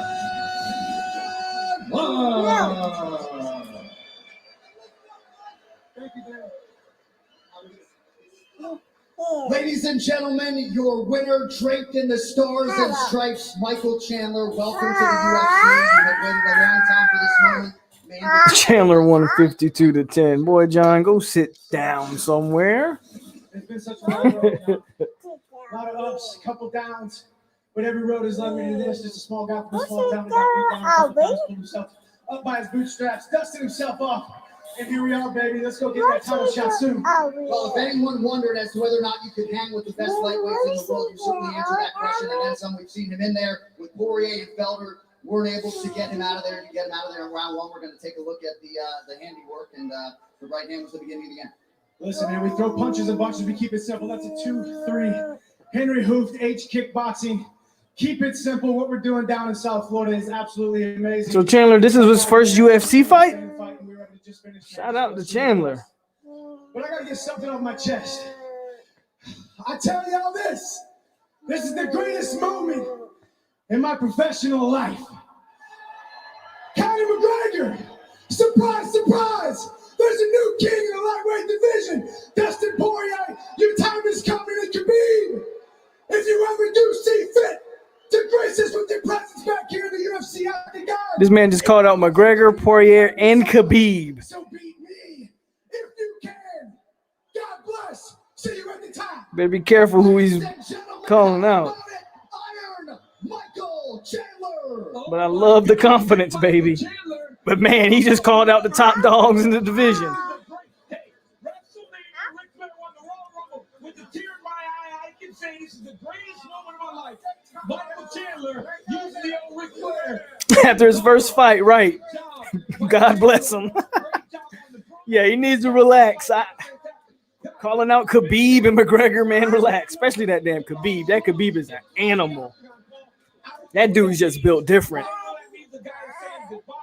I don't know if it means he's retired or if he's just frustrated, doesn't even want to look at those gloves. Yeah. It didn't play out. Or maybe he realizes this is just a step back in his career. I don't know. But for me, I really hope it's not the end for him because I'm a fan that, you know. All right, One for All is brought to you by Proper Number 12 Irish Whiskey, the finest, the tastiest, the smoothest liquid gold in the world. Michael Chandler, such a special relationship with his coaches, Henry Hooft. He wants Khabib, man. He's calling him out. DeMarcus Jackson, Randall Ailman as well, and everybody at Sanford MMA. Just incredible. No words, DC, for what this man was able to accomplish. Bro, I'm telling you, early in the fight, John, he threw that straight right hand on a number of occasions, Paulie. I wish they could clip that off a little bit and show. I hope they whoop him in a row. Just for that, right? Just for calling them guys out. I hope you get all of them guys and they just beat you back to back to back. He would take a stop, wait a second, throw a right hand to the body. Then he threw it again. And on Look the at that third flip. time, fourth time, he threw the right hand to the body and then threw the left hook over the top. Look, this is the second wrestler from the University of Missouri to make his UFC debut. This dude did it as good as anybody. Hey, Ben Askren won his first fight. He choked out Robbie Lawler. But boy, Michael Chandler. All right, tough act to follow, but coming up next, will it be the biggest moment? All right, here we go. Main event is coming up. Let the folks know we finna watch the main event live on 863 Seminole TV. Poirier versus Conor. Has anybody had Conor McGregor's whiskey? And y'all hear Little Poke over here loving the fights. It's Conor McGregor. I heard Conor McGregor's whiskey's trash. For any of my drinking enthusiasts out there who know their liquors, I heard McGregor's whiskey isn't that good. Wanted respect, wanted a title, decided to change the world. You know how my man keeps accomplishing everything he sets out to do? He believes that guaranteed rate is a mortgage lender who understands the power of belief. First home, Who you talking to? whatever your goal, you Crazy. can make it real. Because if you believe, you will. Oh, where's my phone? wish they had picked my place, you know?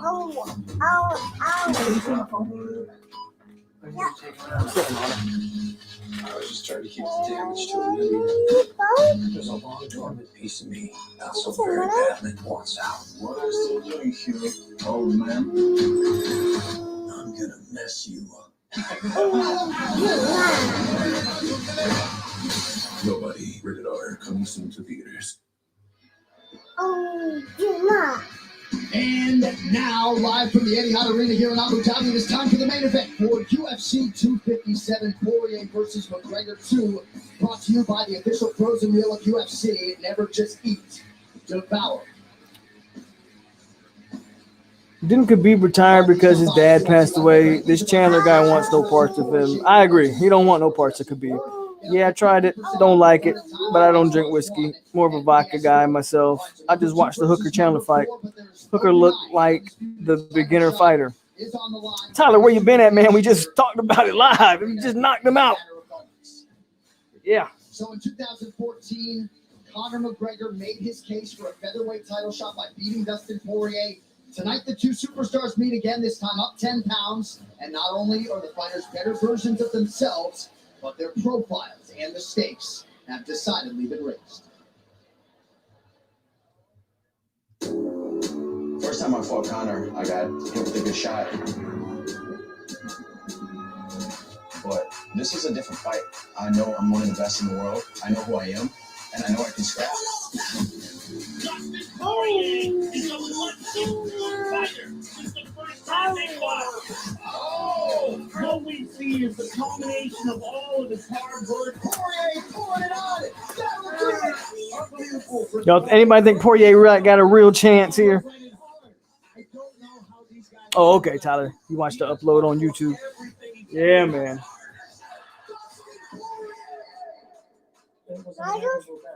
Close to meet again. The fans can expect something we've never seen before. There's no one that does it like me. Bro, sit down somewhere. I'm always looking to make history every single day. It ain't funny. I set my legacy in stone. I've achieved everything I ever set out to achieve. And I'm very proud of my achievements. But I have surpassed that level again. Logan says probably not. I agree. I don't think the kid's got a chance. But some people think this fight is going to be fixed. We'll see. I mean, Conor's the biggest star in the UFC, so.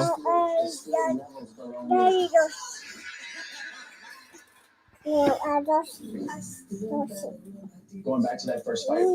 Somebody blocked Billy, who was asking all my personal information. Want to know my shoe size, my date of birth, how many inches I am. Your Hooker looked awful in that fight. The only punch he threw looked terrible.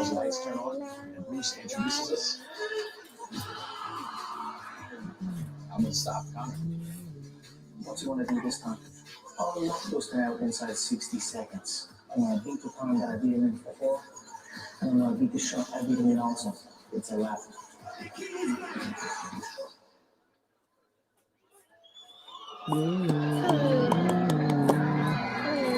All right, here we go, folks. Here we go, folks.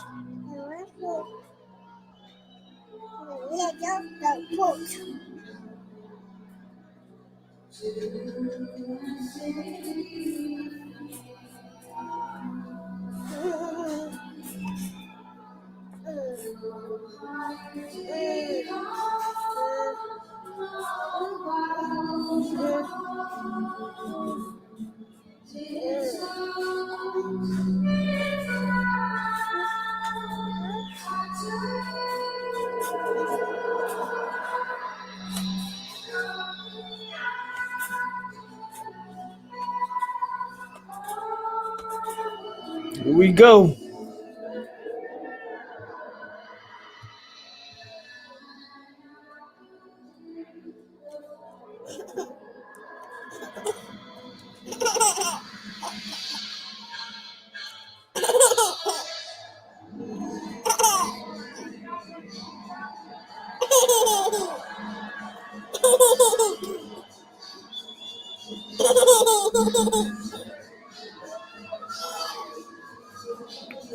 McGregor coming to the ring with the notorious B.I.G.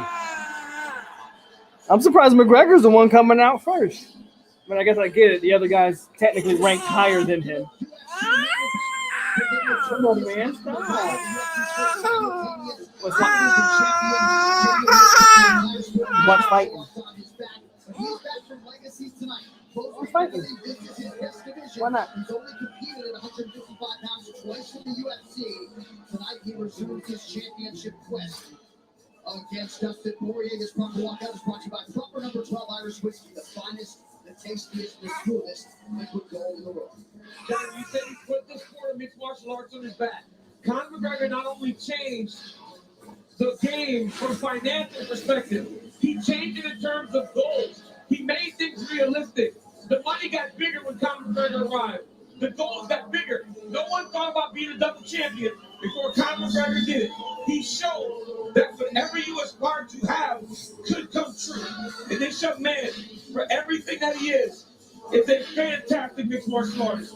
And he feels like tonight he can once again prove why he's one of the best lightweights in the world.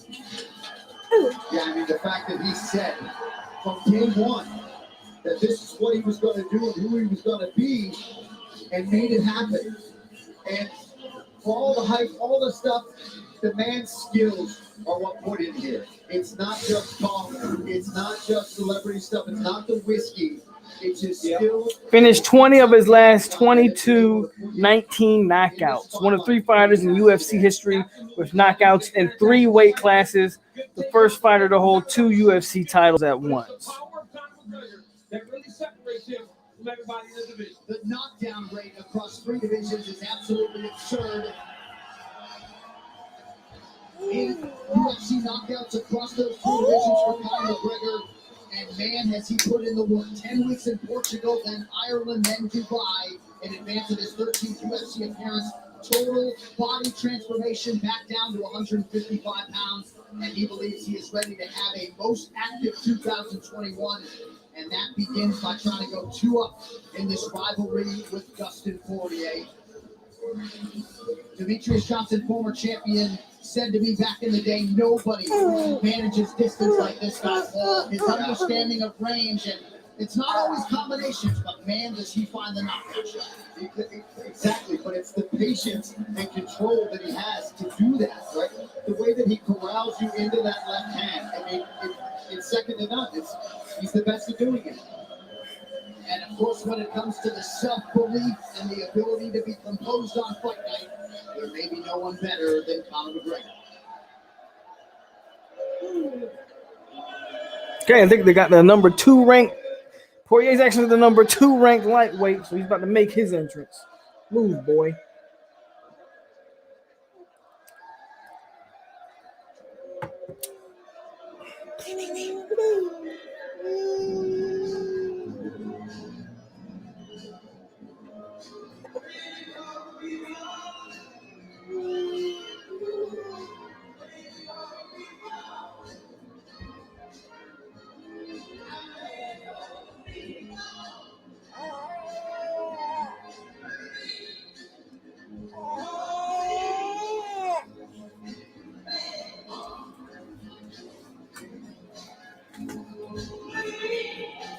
Yeah, he was the Irish theme mouth guard, and I think does McGregor have that mouth guard?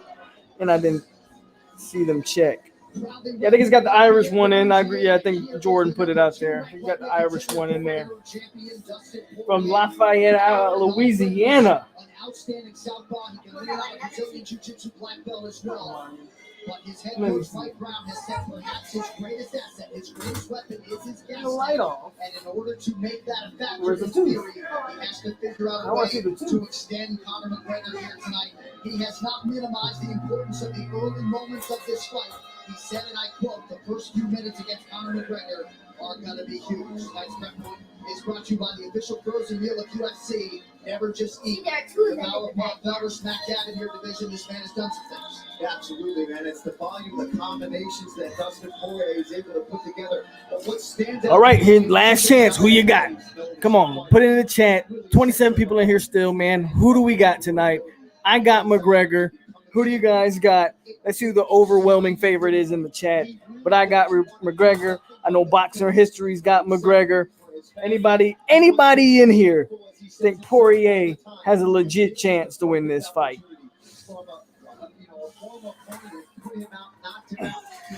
Former interim lightweight champ. He has tied for 10th for the most win in UFC history.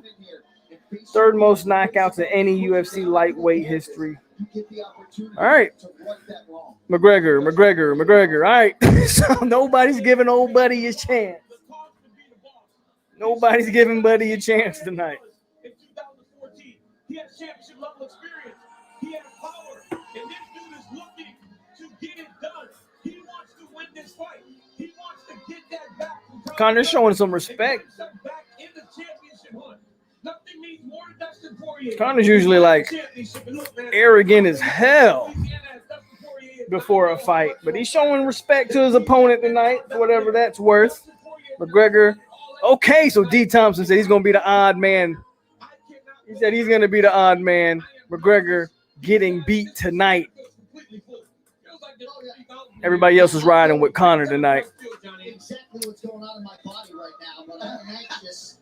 Poirier, 10 lightweight wins since the first meeting. We'll see if he can cash as a plus 250 underdog. Bro, if Conor loses, I'm done with boxing, UFC, and YouTube. Boy, that's $9,000 you lose in one night if Conor loses. Both fighters successfully have made weight. It is Conor McGregor who will enjoy a 2-inch reach advantage. All right, now to get you the introductions for our epic main event. Here's Bruce Butler. Ladies and gentlemen, this is the main event of the evening. Our three judges scoring this contest with Octagon sidearm: Ben Clarkland, Sally Amato, and David Lazenby. And when the action begins, our referee in charge of the Octagon. They showing the first on ESPN. The championship bout is sponsored by P3, the official coaching staff of the UFC. Universal Pictures, Nobody, starring Bob Odenkirk in theaters only April 2nd. And Manscaped and the all-new performance package. Khabib Nurmagomedov is not fighting tonight, but we all know Khabib is the number one lightweight in the world. Are they showing a fight on ESPN? There you go, man. If you guys want to watch the fight for free, apparently they're showing it on ESPN. Why the hell did I just pay $60 for this thing? That kind of pisses me off. Live from Anaheim Arena on Fight Island. They might not have sold enough pay-per-views. They need to refund me my money, bitches.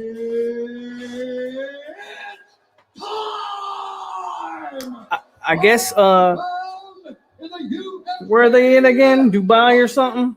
I know they're somewhere out of the States, but those guys don't believe in social distancing there. If you look at that crowd, Tyler says they're gonna shut off McGregor second or third round stoppage. Jordan Hatton's laughing at me. Nah, I enjoy the commentary. Concrete Noel laughing at me too. For real though, man, if they showing the fight on ESPN for free, that pisses me off right now. I just paid $60 for this thing.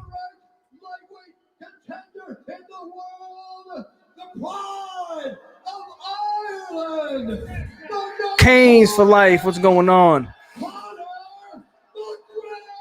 The Notorious.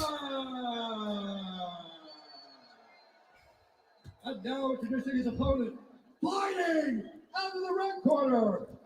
My mom paid $100 for the fight, and the dude got knocked out in 20 seconds. What fight was that?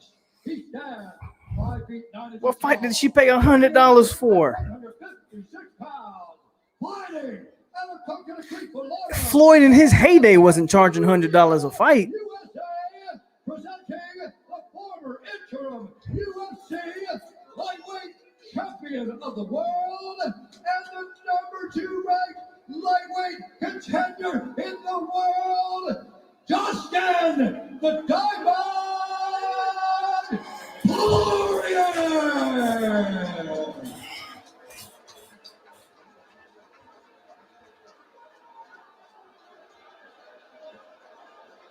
All right, gentlemen, we've been over the rules. Protect yourself at all times. Mike Tyson wasn't charging $100. Remember, man, Mike Tyson was fighting in the early 90s, 80s. There's no way they were charging $100 a fight for a Tyson fight back in that day, D. Thompson. I would love to know who she paid $100. I do think the Pacquiao fight with Floyd was about $100, but outside of that, I can't think of a fight that was $100. FSU says, "Okay, April Fools." Yeah, the ESPN turned it off. Here we go. Here we go. Let's see what happens. Dustin Poirier is in black, southpaw versus southpaw here. This is the important time for Poirier. You got to get through the early part of the fight. If you're Dustin Poirier, you can't. That's true. Conor McGregor is known for gassing out later in fights. Ooh, nice punch by Poirier. Conor didn't flinch though. Conor ate it. That right hand, an encouraging early sign for Dustin Poirier. I think kicks are very important for Dustin. Trying to get close, and that is takedown. Massive. Mayweather Conor was $100 too. I do think that one went the full 12 rounds though. But the way he took him down, you could tell Conor wasn't really expecting it, right? This is where Conor struggles. Again, I'm no UFC savant, but the ground game is not his strength. Conor McGregor wants to stand up and hit you with bombs. You can gas him out if you can work him on the ground. So this is going to be interesting to see exactly what happens here. See, he brought Conor back to his feet. Wasn't the smartest move, in my opinion. Nice job by Conor McGregor to manage his energy and get back up after the early takedown. Poirier, and there's that shoulder strike. Dustin started it. Conor threw one back even harder. Man, he does that so well. Every time Conor does anything, the crowd goes insane. It is too. He's got great flexibility, and he uses that. Nice reversal there from Poirier. Yep, and Dustin Poirier is controlling the underhook, so it's allowing him to keep Conor pressed to get the side of the octagon. And you hear John Kavanaugh yelling that great head position by McGregor. That'll help him try to get back into space. Poirier's doing a great job of staying closer. Yeah, just wearing a nice knees in the clinch here from Conor.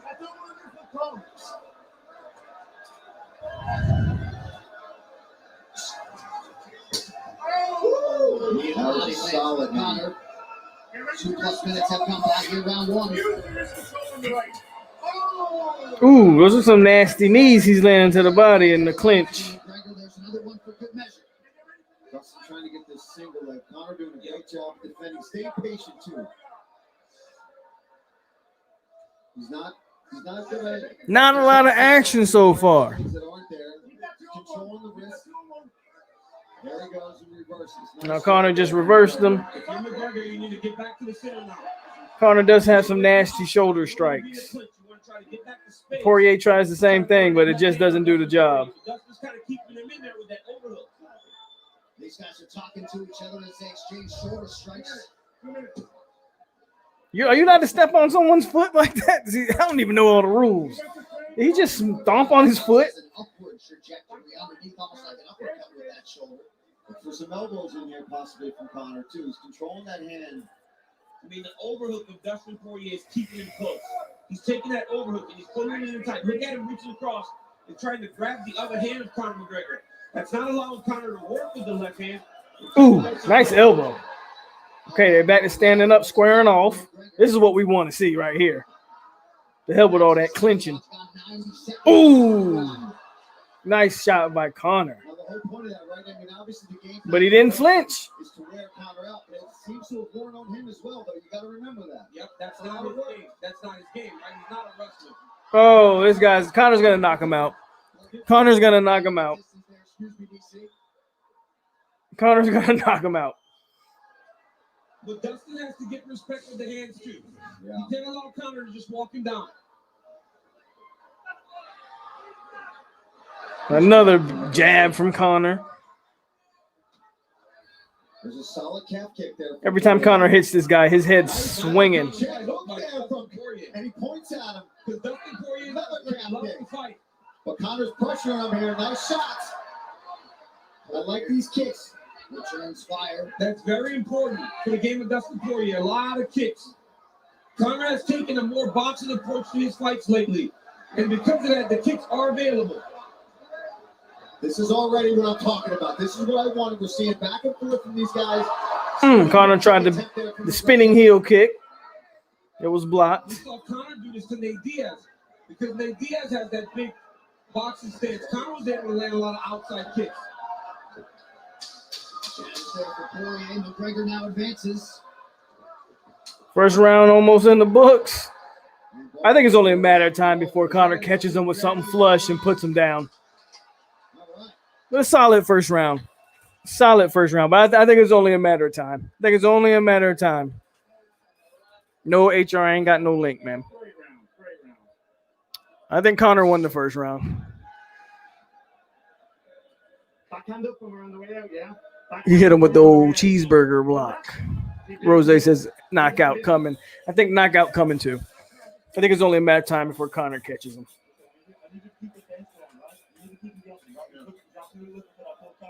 If you're gonna go one, you gotta get that head off immediately off time. Let's take a look at some of these shoulder strikes right on the nose too. I mean, it's very similar to what he did to Cowboy Cerrone. Beautiful elbow off of the clinch. There's a left hand right on the jaw, and Poirier ate it. Very interesting. Nice left right hand.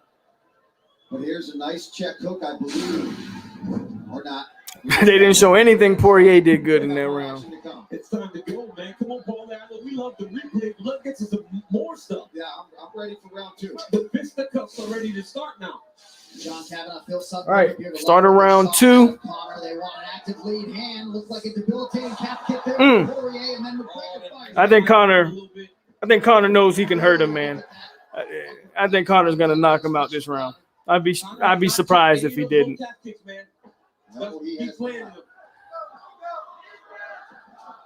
Nice leg kick from Conor. Smart move.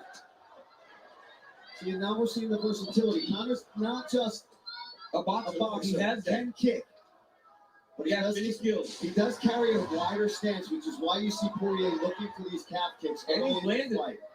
That's the calling part of the American top team. Those guys blast those low leg kicks. But he's got to remember, DC, to get back to the boxing, too. He can't just throw that because Conor looked at the timing like that. Yep. You can't throw him blind, right? Because every time you throw him, that leg is crushed right it's now. Starting to get dead. Yeah, he's dead in that leg already. And we're in round number two. He's just got to be safe. Conor's got to start landing his punches right now, too. Nice body shot there from Conor. And you can see Dustin Poirier is much more comfortable in there right now, right? Because he took a big shot from McGregor. There's a lot of question when you. I don't know. Hope Conor catches the leg. He took Conor's best shot. Left hand straight on the chin. He didn't do anything with it. McGregor is still working in the range and landing the shots. Conor catches the leg again and it hits him. I really think it's a matter of time before Conor catches this guy flush on the chin and puts his lights out. And now a left hand for Dustin. Seems like Dustin's getting comfortable with the boxing range too now. Absolutely. And again, another touch on that lead leg of McGregor coming up on 3 minutes here, round two. I think it would be smart, DC, of Poirier now that he's attacked that calf, to mix in a takedown attempt. And maybe even for Conor. Yeah, for a level change. Yep, Conor to save his leg a little bit. Because Dustin's beating that outside leg up bad. Solid left. Conor's been trying that 1-2 left hand this whole fight. Oh, man, you can't sit out here at this range and play with McGregor. Oh, that leg's beat up, man. Poirier hit McGregor with some stuff. McGregor's reeling. McGregor's done. He beat him. McGregor got knocked out.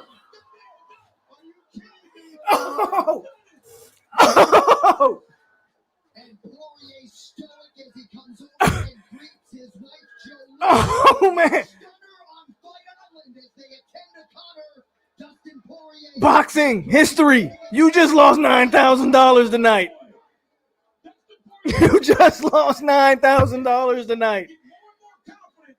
Oh, my God. He just knocked out Conor McGregor in the second round. McGregor might be done, guys. It might be it for Conor. Connor's might be done. He might want to just go box for the. He might want to make big money. Boxer said he's done. Oh my God! What an upset! He just knocked out Conor McGregor in the second round, and his leg was dead. We talked about that calf kick in the fighter meetings, and he executed. Poirier, shout out to Poirier. McGregor is washed. Conor needs to retire. I agree. Conor look bad. He's a bad man. After he said he's going back to Lafayette, Louisiana. Let's not miss that, J.A. I thought I got Lafayette. Oh man, he knocked out McGregor. R. Davis, it's time to hang up the gloves altogether.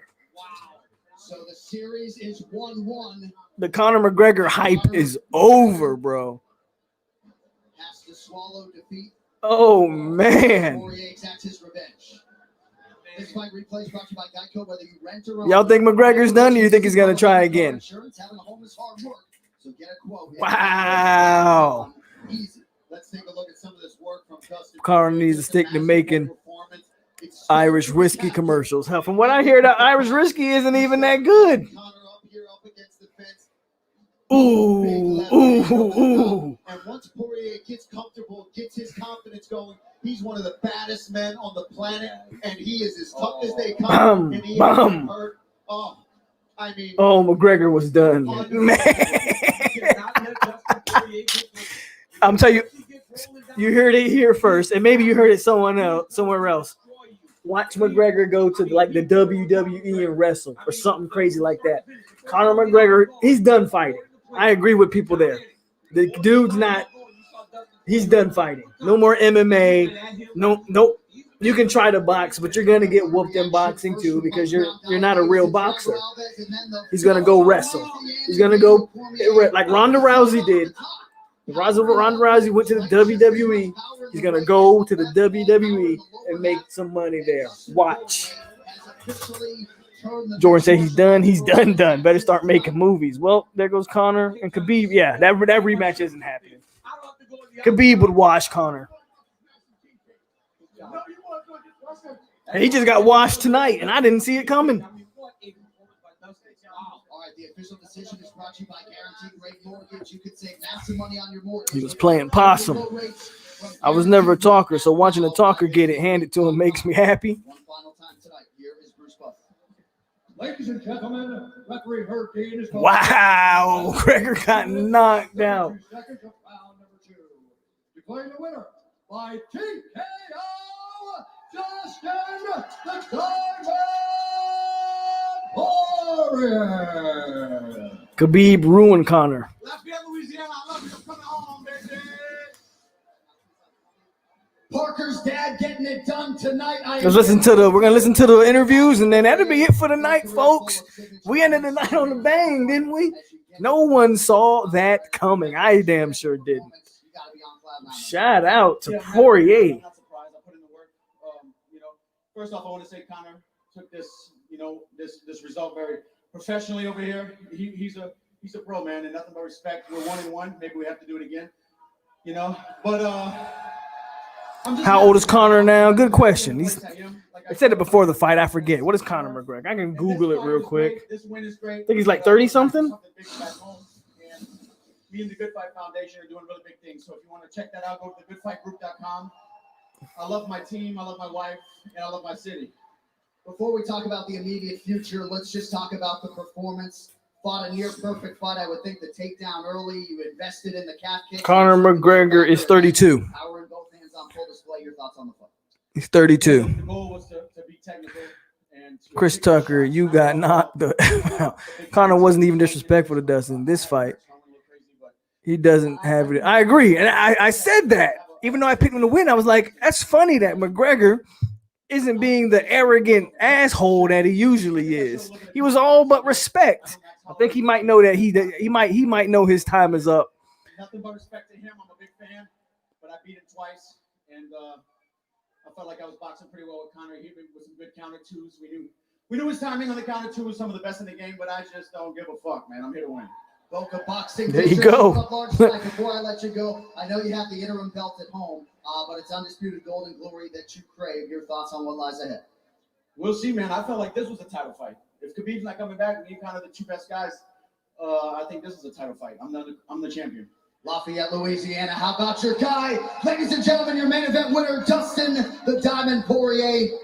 And we step need Wilder to redeem himself, seeing him lose. Bro, you see I got the bronze bomber on the wall in the background. Now, I'm not going to lie. I was hurt when Wilder lost. I was so sick that night. I'm with you. Need him to redeem himself. But Fury don't want to fight him no more, so I don't know what's going to come of that. But don't sleep on the bronze bomber. He's going to come back with a vengeance. I'm telling you that right now. Wilder was cheated. There you go. Fury's known to be a cheater, bro. And Tyler says, bro, crazy, Tyler. It was crazy. Y'all really think Fury had stuff in his gloves? I don't know if Fury had stuff in his gloves or not. I just know Fury has a history of cheating. Period. And it's funny, every time Fury has won a big fight, there's always been controversy surrounding it. So we'll see. Let's listen to Connor real quick. You know, I'd like to represent me team because we'll get to go again, and that's it. I'm gonna go home with my kids and just, in the hotel, just chill for a bit, regroup, and that's it. Thank you for everything, your time, ladies and gentlemen. That dude has a different mentality than what we've seen in the past. I don't know. Conor McGregor isn't the same asshole he used to be. And that leg is really bothering him. Might have tore a calf muscle or something. Did y'all see Fury punching with his hands like halfway through the glove? I seen a vid that don't know how true that is, though. I like the way Dustin handled it. Right. I don't know if he had something in his glove, but I damn sure know he didn't have some padding in that glove. That's where I think the issue lies from. If you go watch how Fury was the way Fury's glove was slinging, that's the issue. I don't know if he had something in it, but I know the glove seemed tampered or altered with in some way. Don't know which way, but some way. Either way, I mean, it is what it is. Wilder took his L. We'll bounce back. We will bounce back. Right. Well, real talk, Mr. Alfred said he damn sure did not have any padding in the glove, if nothing else. What's your take on Wilder talking about his warm-up outfit being too heavy? You got to go listen to that interview. He did not blame the loss on that. He didn't blame the loss on that. That's something that the kind of media kind of picked up and ran with. He said he didn't blame it on the costume being too heavy. Team ass whoopings humbled McGregor. Man, McGregor got his ass whooped. Don't blame the gloves. What did McGregor say? Conor might actually take Jake Paul fight now. Right. I mean, it's a money fight if nothing else. I think he's going to go wrestle. I think Conor McGregor's going to go to the WWE like Ronda Rousey did. I think he's going to go wrestle. I guarantee you he goes and wrestles. Yeah, Conor lost. He got knocked out. Second round knockout. Came out of nowhere. Yes, Conor lost tonight. Polk, I enjoy listening to the fights with you. Have a good night, John. Thank you for tuning in. And go Knowles, like you said. Go Knowles. When's John Jones gonna fight again? I guess that's a good question. When's the next big UFC fight? Fighters get back up and turn failure into fuel. Scars become lines on a map, showing a better way forward. But if nobody's got anything else, man, what a way to end the stream with Conor McGregor getting knocked out. Jordan says good night, go Knowles. You already know it. And yeah, we're going to cut the stream off here, man. Yeah, I think Conor's done. Ronda got beaten to a whole new sport. It's hard watching people who were great at their job lose. I feel you. I think Connor's going to take the same route Ronda Rousey did. Connor's going to go wrestle. It's entertainment. There's a lot of money in it. He'll be the biggest draw in professional wrestling. So I expect Conor McGregor to probably go WWE.